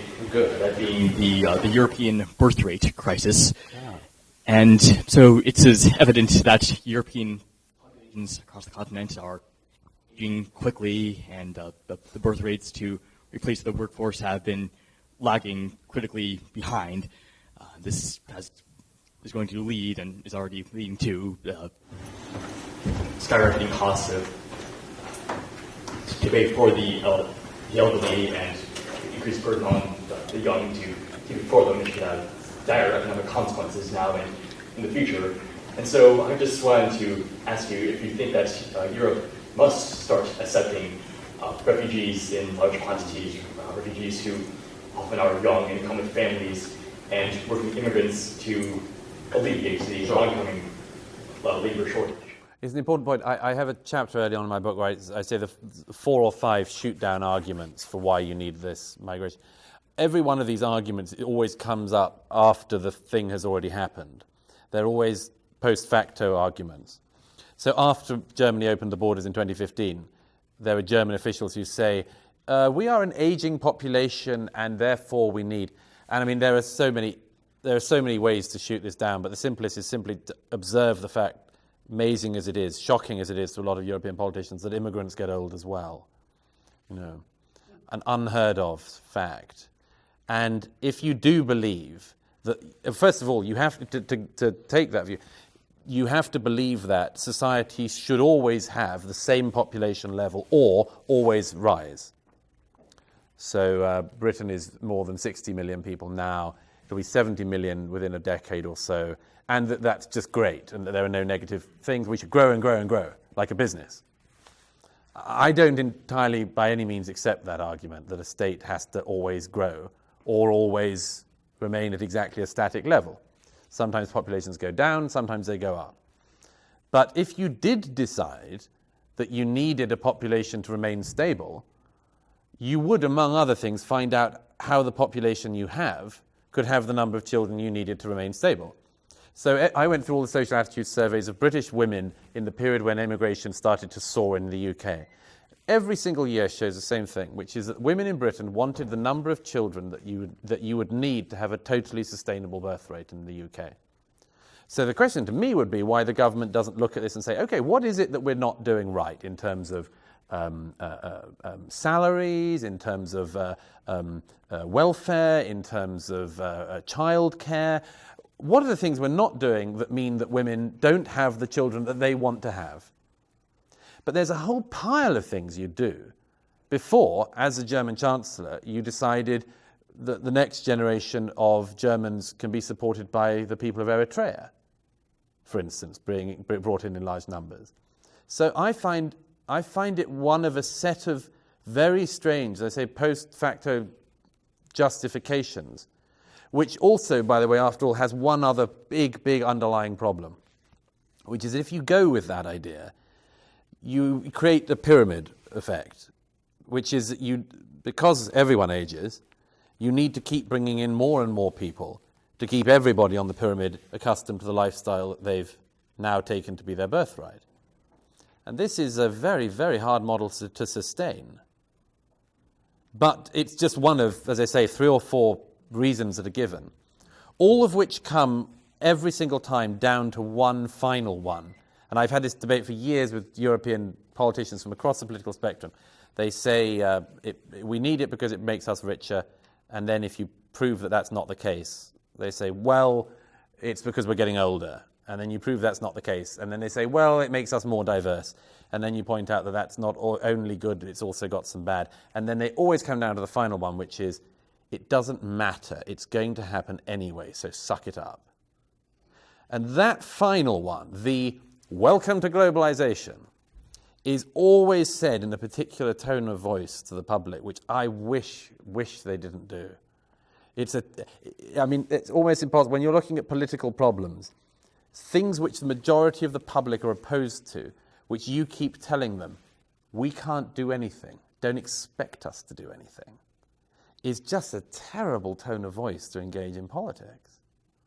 And I think that's a very regrettable place to be, but we are there. Yeah. Gentleman in front. Oh. So, I didn't have any questions initially, but someone brought up going to a lot of international schools and talking about the Western ideals. So, I used to go to the American school in London when I was little. I spent a lot of time in Western Europe. And then my question was I found that true, especially now, talking to other international students that are in these European areas. They do have really Western ideas, but then you look at areas of London that are really isolated, like Newham, you find out all of these religious schools that the government doesn't really support. And I'm sure you've seen the leaked footage of people being taught to hate Westerners and stuff like that. So what do you think the option is? Because obviously the elite in a lot of these countries are going to these international schools and getting Western ideas, but a lot of the people, refugees that are going to stay in these really isolated communities and being taught strict ideas and not actually being experienced the culture. Well, it's a very good question, and it's a very, very big cause of concern. The one thing I would say is that there are all sorts of specific points one can make, but the thing I would say is that the biggest problem we have is a problem which is actually a philosophical one in a way. It goes back to the point I made earlier about the nature of inclusivity, is that in order to embrace the number of people who've come, you have to be very inclusive. But to talk the language of inclusion necessitates that you also speak a language of exclusion. In other words, not just what do we want us to be and what do we want you to be, but what would be the punishment if you weren't? And this, I don't have the answer to this, but I always put it out to European politicians to think about, because very few of them do. The current deal with people of the kind that you're describing is that we say, you should be like us. And then they say, well, we don't want to be like you. And we say, well, you should. And they say, well, what are you going to do about it? And we say, nothing. Now, it's not sustainable in the long term. But we don't know what to do. There is no punishment, as it were, that we have available.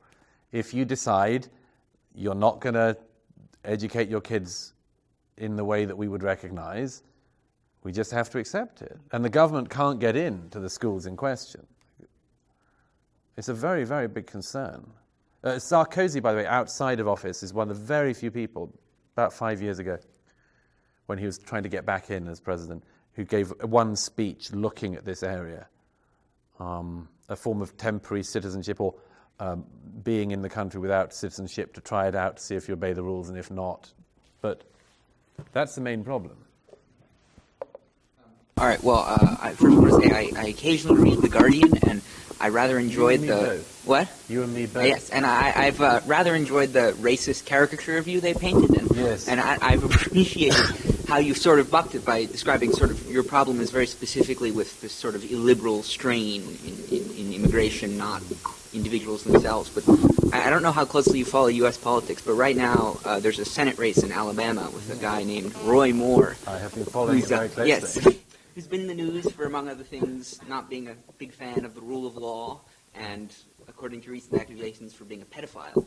And Moore is really blatantly religious. He appeals to a lot of themes of sort of almost theocratic Christian and nationalist identity. And as you mentioned, there's some of these strains in Europe. I think Orban, Law and Justice in Poland have played to a lot of the same sort of the blood and soil, the national history, the battles of our forefathers themes. And these seem to have a lot of the same characteristics of a liberalism that you associate with the immigrant wave. They're homophobic, sexist, often racist. They stifle free speech. They undermine democracy. So do you think there's a risk that while the threat from excessive immigration is quite real, you empower, and not you particularly, but the sort of people point this out, empower these parties that are here and now threats of this sort of vile anti-democratic behavior? It's a very good question. Yes, and it is definitely a worry. I mean, I say that I said before that the scenario which that ends up with is where we basically have a headache and decide to take an overdose as a result.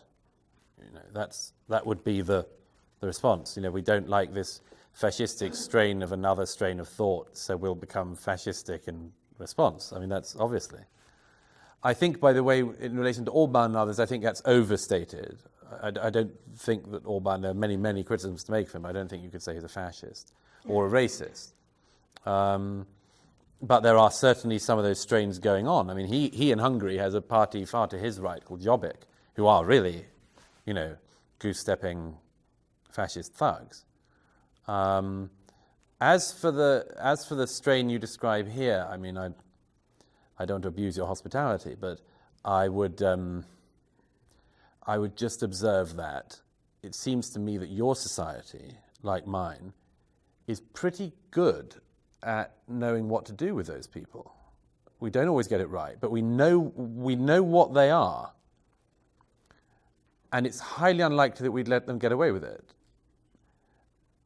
The big problem about this other thing that I'm describing is that we don't really know it. You know, we have a tiny strain. There was a far-right party in Britain called the BNP. It's totally destroyed now. It gets nothing. There was one time when we had 2 MEP, members of the European Parliament from the BNP. But we knew what to do with them. You know, you get them on a television program and you ask them what their views are on things because you know what answers they're going to give and you know how to counter them. So one of the oddities, though, with different strains of bad ideas is you just don't know what questions to ask. Somebody I mentioned earlier, Majid Nawaz, has become, among other things, a superstar for being able to ask of his co-religionists precisely the questions they don't want to be asked. You know, okay, you're not for stoning now, but in the following situation, when the following laws are gone through and the following hurdles, okay, are you for it? And they, well, yes, and then you've got them. But very, very few people know what questions to ask. But as I say, I'm not sanguine about the bad people here or in Europe. I just think we know what antibodies we need to deal with that particular strain of virus.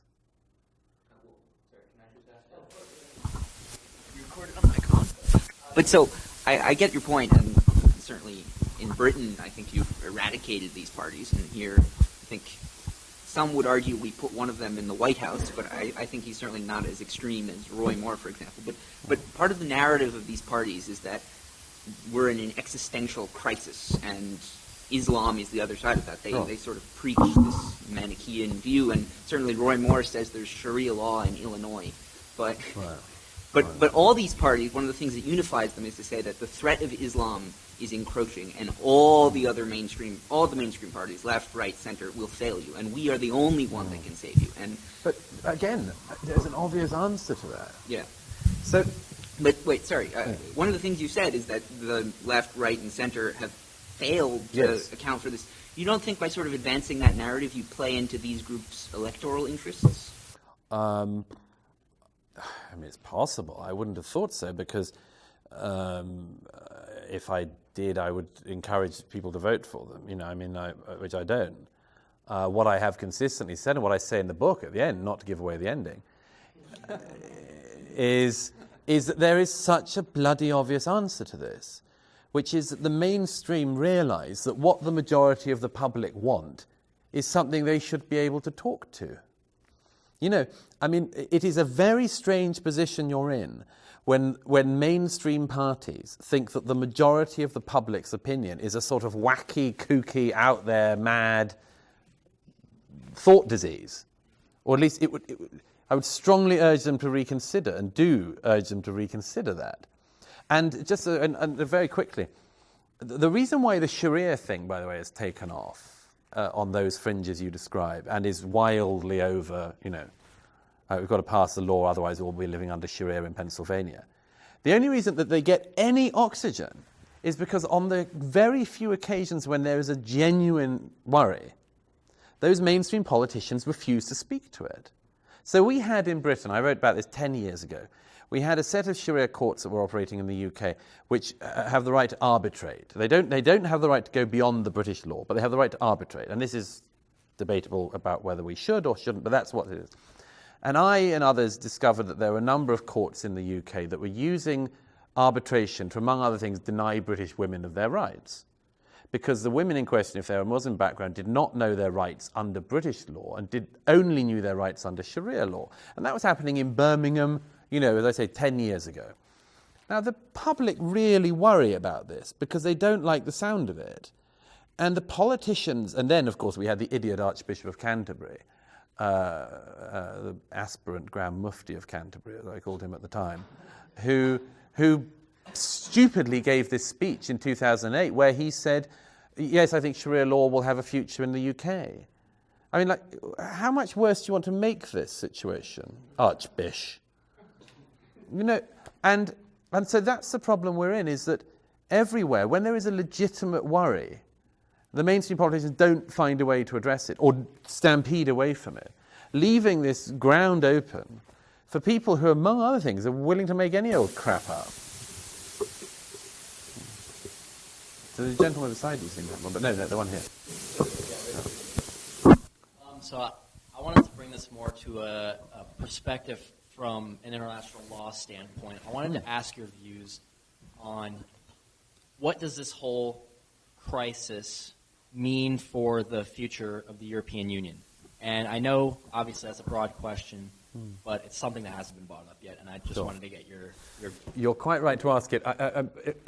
If I haven't answered it, it's because I have, much like I would appreciate any American who has Trump ennui, I have Brexit tiredness. It's very hard to go to a dinner party, coffee shop, pub, anything else without the conversation being about Brexit, and I refuse to engage in it any more than is absolutely necessary. I think, by the way, to speak to the central issue I was talking about tonight, I'm fairly sure that Brexit wouldn't have happened if it hadn't been for Angela Merkel. I think Angela Merkel caused Brexit. I think a lot of people, myself included, who I voted for Brexit, felt that if the European Union could be led so single-handedly, so unilaterally, so without care for asking your allies among the other member states, just rampaging over your allies' concerns, that if you could behave this irrationally, then it was not worth being a part of. And I'm fairly sure that, as I say, Angela Merkel's actions propelled that. Now, the situation we're in is we are...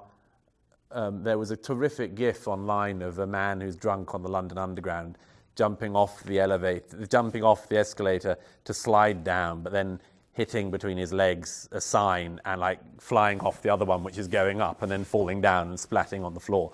And it was sent around with hashtag Brexit. Because we have had a terrible 15 months or whatever of shooting ourselves in every foot we can find. So it's a very strange period. And again, I mean, I wouldn't like to hesitate to guess where it's going to go. I would just say that there are very odd, I mentioned being in Hungary again recently, there are very odd things. The Hungarian public are very pro-EU, about 75% pro-EU. Only about 20-25% of the Hungarian public would vote to leave the EU. But they are 75% opposed to the EU's migration policies. So there's a set of situations like that where you see two things that are going to keep bashing against each other, and you think, which will win in that? And I don't know. I mean, it could be they continue to think, well, our free movement and our economic gain for the time being from the EU is worth this constant bullying from Brussels.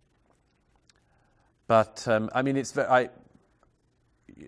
from an American point of view, a lot of what happens in the EU is hard to follow because it's, I mean, my own belief was that it was a relationship that Britain never wanted to be in. And we are in the situation of a divorced couple where we are going to have a nasty period of working out who owns which CDs. And we might go off with some that don't belong to us, but in the end, we'll be on the open market again, with all the joys that can bring. Oh, sorry. Yes, I wanted to get back. You mentioned the argument from globalization earlier about, like, well, it's here, you can't do anything about it. And in your book, you mentioned Japan and how they've really avoided that.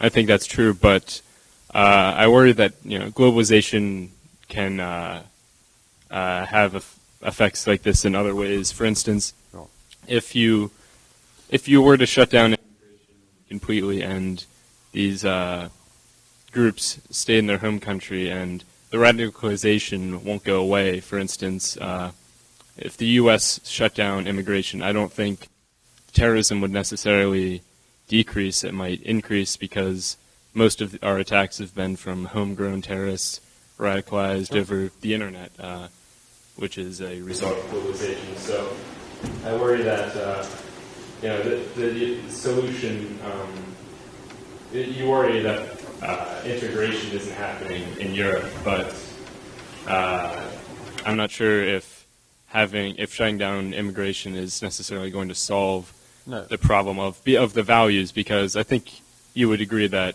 it's the values of these radicals and of Islam that are the issue. So, yes, in a way, but if I may, I mean, nevertheless, it's not a contradictory position to, for instance, say we're not doing very well with it at the moment, or we're doing well at bits, but we recognize that slowing it down would make it easier to integrate the people we already have.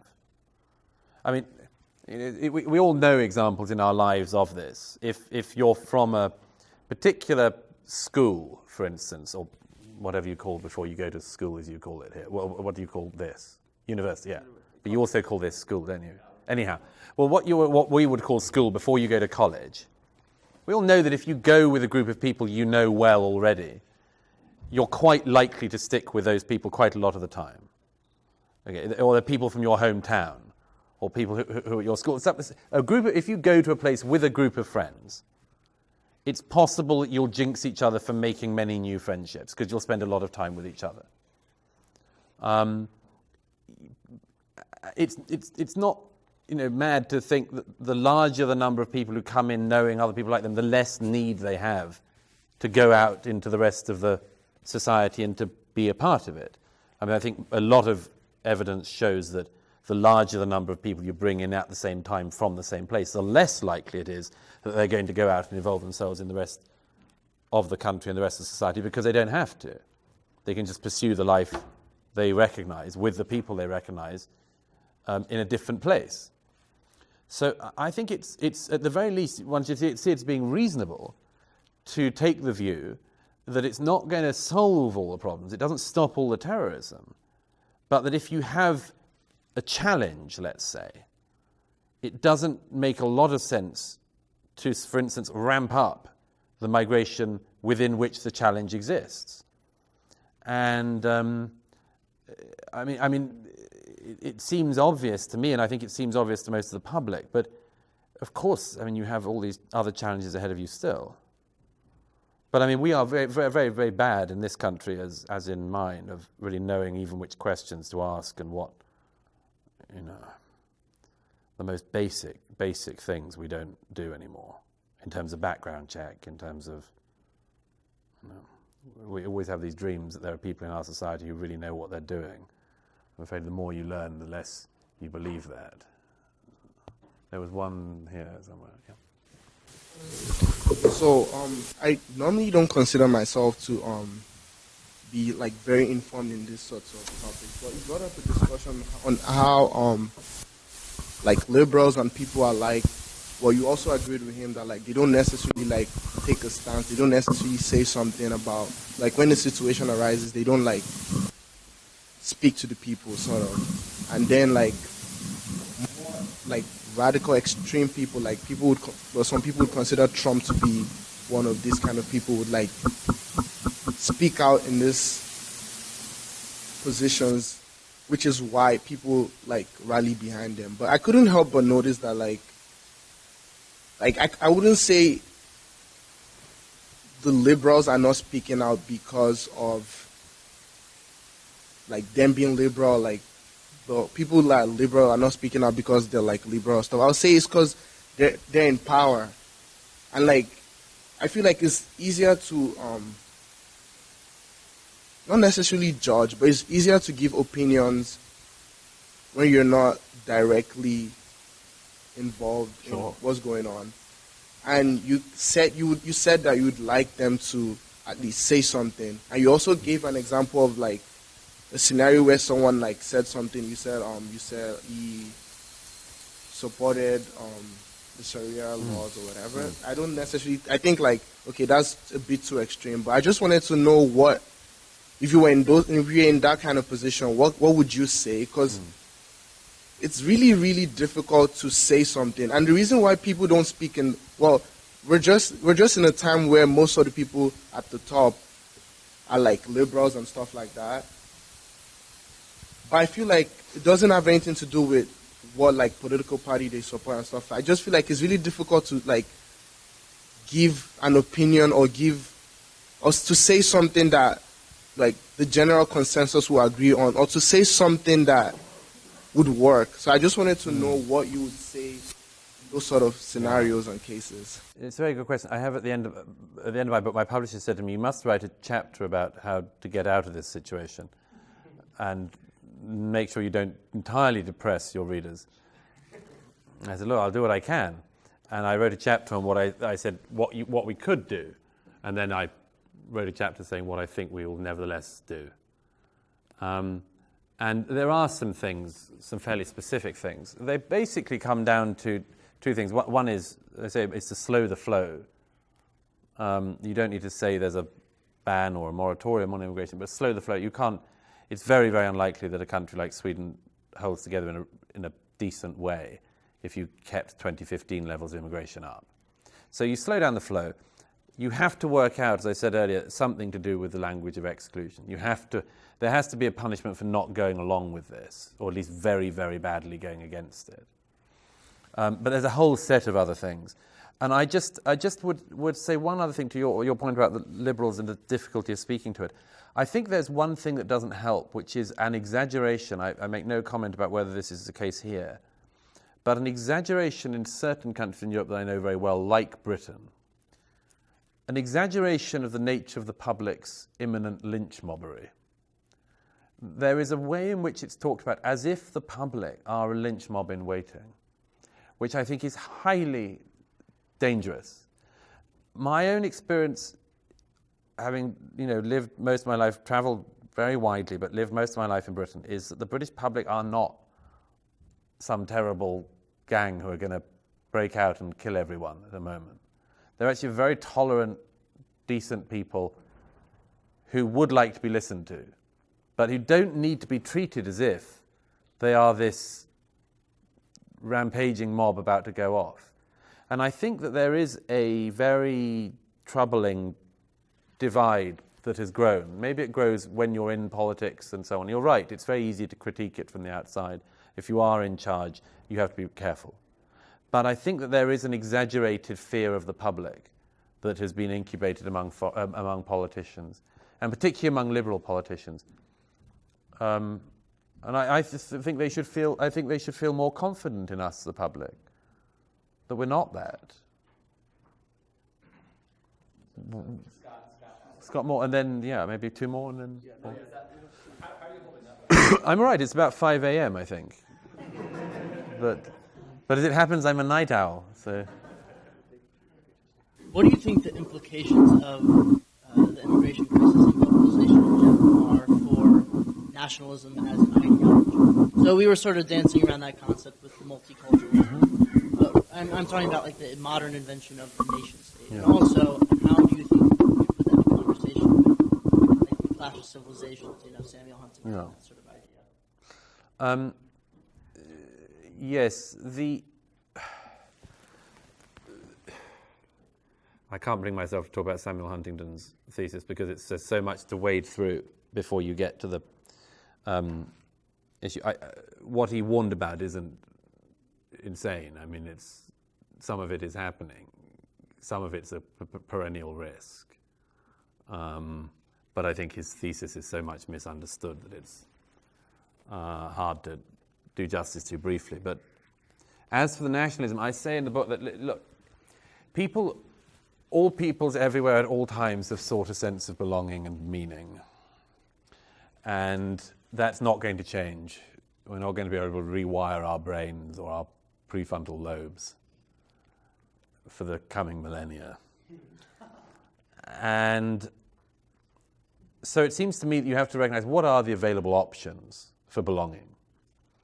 They are now what they always were. You can have belongings by ideas, and you can have belongings by tribe. And an odd thing of multicultural Europe is that we are very, very suspicious of belonging by tribe. And I think the beginning of the suspicion is understandable and legitimate. But if you're not going to have a unifying spiritual idea, or not one of any depth, you cannot be surprised that people will retreat to a desire for nation. Now we have a different problem in Europe to the one you have here on this, is that in most of Western Europe, and you could say across Central and Eastern as well, even patriotism is a thing to be suspicious of. And this is a very, very great problem. I think I don't like the term nationalism. I mean, if somebody accused me of being a nationalist, I would be very upset, and I'd get over it. But I wouldn't like it. I wouldn't say I'm a nationalist. But even in Britain, being a patriot it's not as completely a good thing as it is seen to be, I think, still here. And that's because there remains around our 20th century a great big crime scene tape. And you see this in such fascinating moments. I was at a concert the other week in London of a German singer, brilliant German singer, who sings popular songs from the 20s and 30s. And as we walked out in the interval, you could just feel, I said to one of the friends I was with, he's got to mention the war. Fortunately, in the second half, he mentioned that one of the songs he was doing was by a Jewish composer who had to flee to Hollywood before the show. And he referred to it, and there was this great exhalation of breath. Oh, thank God. Because otherwise, the crime scene tape around the concert was too glaring, because you get 20s and 30s German culture, which is a height of civilizational culture, and we're still worried if we go back into that, what if we do all that again? You know, I mean, that it's still all there. That's the thing with patriotism. That's the thing specifically in Europe with nationalism, is a very, very legitimate fear of ourselves because of our 20th century. Now, the problem is, how do you get out of that? And if you should get out of it, my view is you should get out of the total self-distrust with something like patriotism still in place, but not as a thing you hold up as a sort of thing to beat other people with and to aggrandize yourself, but rather, as I said some time ago in an essay on patriotism that was organized in a book by the former Prime Minister, Gordon Brown, I said there, my view of it is that I think one should have a view of gratitude rather than pride. Gratitude at what we've got, gratitude that we happen to have been lucky enough to have this.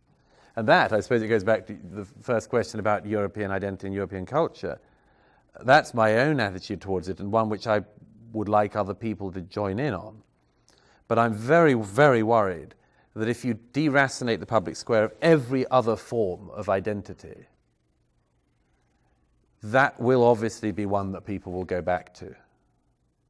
And I think you hear it, and certainly there is a movement within younger generation of Europeans in which I hear it, and it worries me.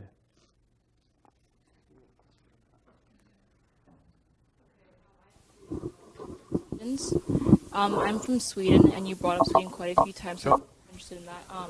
Regarding like countries in Scandinavia, like Sweden, Denmark, and Norway, they have been taking in quite a few like refugees and immigrants over the past couple of years. But Sweden, in particular, has been taking in a lot of immigrants and refugees.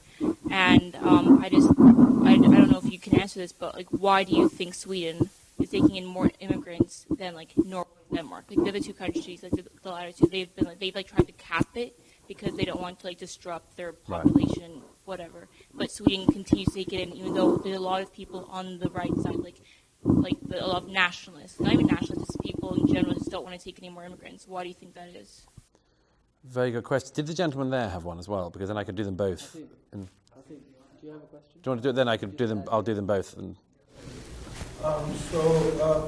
Basically, as you know, that there is a huge Pakistani community living in the UK. And I've been interacting with a number of them, and I'm pretty sure that you've interacted with quite a few as well. Now, I absolutely agree with your point about the first generation, that they tend to stick with traditional values and norms and cultures from back home. But in my engagement with them and experience, almost always the second and third generations, they tend to stick with the more modern forms of norms and culture, and they have even their familiarity with the language back at home, it's almost non-existent. Yes. So now looking at integration as a whole, there are certainly positive indications, and since it is a long-term process, do you feel that integration necessarily taking these cases into view, which generally seems to be the case, has not, generally speaking? It's a very good question. Let me answer that first, and then I'll come to the lady at the back with Sweden. Yes, the one thing I would say, I have a lot of the same experience with you on that, except that I would say that in a way, it's a self-selecting group, isn't it? I mean, as it were, that the people we are likely to speak to, who are likely to be open about their views to us, are likely to be the people who are more happy about the integration into a normal, liberal Western society. Whereas there are undoubtedly large sectors of the population who we couldn't get to, who would not share their views on a range of subjects with you or me, particularly not with me. And so that, as I said, there's a tendency to pat oneself on the back about the visible parts and beat oneself up on the invisible bit, and that's right. But I just there is no stat whereby we're going to get this right. You know that Somebody once said to me there are at least tens of thousands of people in Britain who the British government just cannot get to. They have no connection with the state. The state gets them at no level of their lives. And those people worry me a lot. But, there are good news stories as well. I mean, Zayn Malik of One Direction is the child of Pakistani immigrants. And, I mean, I wouldn't want everyone to sing their wretched songs, but the point is, if you want to say, look, this kid grows up in the UK, he's Muslim and he's done very well, it's my point on it would be, I think that, by the way, this is a comparison that a lot of people hate. My point on it always is, it's basically like every other rights issue. The success comes when there's so many possible things you could be for the good that the single identity thing stops being the important issue. So, for instance, in gay rights, it's the moment when there are visible gays who aren't all flouncing around screen stars. It's the point at which they realise that, that guy on the building site's gay, as it were. That's the point when it's all sort of fine. But it's the same with this. It's how many and how wide a variety of representatives you get in the normal cultural life of a country that you get to the point where you go, oh, actually, I didn't even notice. Anyhow, just to finish up, your Sweden point. Yeah, I spent quite a lot of time in Sweden for this book and for some years, and as in the rest of Scandinavia. And there's a very, very interesting set of reasons. The specific reasons for why Sweden has been the only country other than Germany to take in this percentage of refugees is all sorts of things. But one, I think, is the self-image of the country. I thought when I first started going to Sweden that Sweden didn't suffer as much from the guilt thing as the rest of Europe. And then I realized it's a very subtle form of it that actually has been growing since you go away from the war, as Swedes have become more aware of what they didn't do and what they did, which I think they're going through a very interesting rethinking of what actually happened in those years, that they don't feel good about. And that's one reason why they carry the guilt. As for the comparison with the other countries nearby, it's a fascinating question. I have one main thought on it. Denmark is one of the countries that got what I describe as an early warning siren going off. Because in 2005, when one very small Danish paper ran a set of cartoons on Mohammed, the whole world went nuts, and embassies were burned, and none was killed in Africa, and there was, demonstrations on the streets of London with people waving placards outside the embassy saying, behead the people who offend Islam. It went all around the world, and the Danish government at the time, I think, learnt a lot from it. And I think that the Danish people learned a lot from it. And I once spoke to a Danish politician some years ago, but some years after the crisis, the cartoon crisis. I always say you've got to say the cartoon crisis with a straight face. It's talks about the mad, strange era we're in. But I spoke to a Danish politician who said to me, I don't want any more immigrants in the country now. And I said to them, well, that seems an excessively bald cut-off. And they said to me, look, we've done polling on it, and the polls all show that 90% of Muslims in Denmark think that the Danish papers don't have the right to publish cartoons of Muhammad or ever blaspheme Islam. This MP said to me, look, I don't want to do it, because for every 10 people we bring in, 9 of them will stifle our right to free speech more, and so we don't want it. I thought that, look, you can agree or disagree with that, but it's a plausible viewpoint. I think that Denmark, for that reason, saw what was happening in 2015 and dodged the whole thing. And it dodged it, by the way, in a very interesting and unpleasant way. At one point during this book, I spoke to a French official, and I said, how come you dodged a lot of the 2015 thing? And this French official said to me, there's some advantages to being regarded as a racist country. And that's a very interesting response. Now, Denmark went out of its way to look unwelcoming when they did this thing that they've done very few times, actually, as far as I understand, but announced that migrants coming across its border could have their valuables to the value that they might take from the state in welfare have taken away from them at the border. there was a huge hue and cry across Europe and across the world. People made Holocaust comparisons, I think unjustified, but they made all sorts of historical comparisons. My God, you're taking refugees, jewelry off them and so on. Actually, I think very little of this happened. What it did do was it sent this very strong and ugly message around the world. Denmark doesn't want you. Don't come here. So that's what happens when you have a crisis of leadership and you have a crisis of things happening, and people all have to come up with a way to deal with it. And some of them do it well, and a lot of them just make it up as they go along. And some people will come out of it well, and some come out of it badly. But it's a fascinating, fascinating thing there. So I finish on the Scandinavian example. So, not one more. Answer honestly. Ready? One more very quickly. One more okay, very go, quickly. yeah, Okay. Yeah. Stephen, last word. Quick question. Sorry about this. Do you think that part of the predicament here is that the failure of European and American leaders, to some extent, to define European values in terms of success? I mean, my God, Europe is a tremendous success. Yeah. It doesn't have to define itself in opposition to Sharia law or liberalism or anything. It could define itself on its own terms. It's free and open society. It's dynamic economy. It's independent judiciary. It's free and open elections. I mean, go on the offensive. Sure. I mean, that narrative. That's Orban. That's Kaczynski. Maybe even Putin. Do you think it's that narrative void that makes for a lot of... You're right to cite it. Look, I would rather that we talked in these terms, because there is a reason, after all, isn't there, why the world wants to come to Europe? I mean, there are no large numbers of people trying to break into Saudi Arabia as we speak.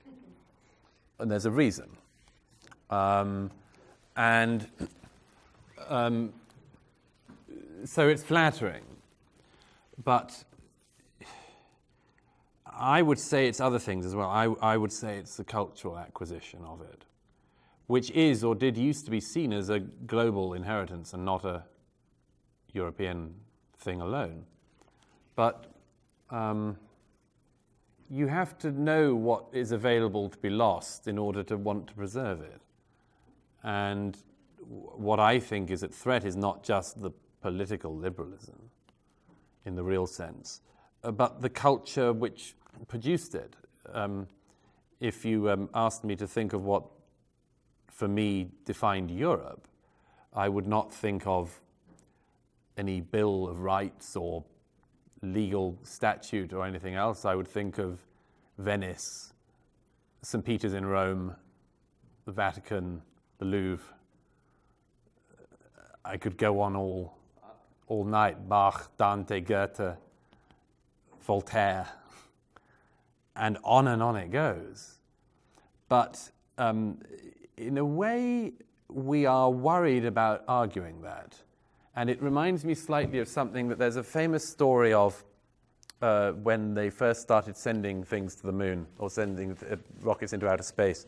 There's a famous story, I can't remember, I'm fairly sure it's true, of a group of academics and others saying that they should send into space, this is before we were able to send people, send into space the best things that the human species has come up with. And the various things were chosen, and it was agreed that a piece of music should be sent up so that any alien life form, who obviously would read our language and everything else and have a CD player, a record player, but it was agreed that we would send a piece of music, and there was a great exchange. I wish I could remember who said it. Somebody said, well, if we're going to send a piece of music, obviously it would have to be Bach. And somebody said, Bach would look like showing off. And I think in a way Europeans are worried about showing off. Because there are some people who would take it badly. There are some people who would say, why have you got all of this? And there are some people who do. All I would say is that the only way out is to say this happens to be our inheritance, of which we're very grateful. And if you would like to have it as well and be part of it, then you're welcome to join us. But we would like to keep it, if you wouldn't mind awfully.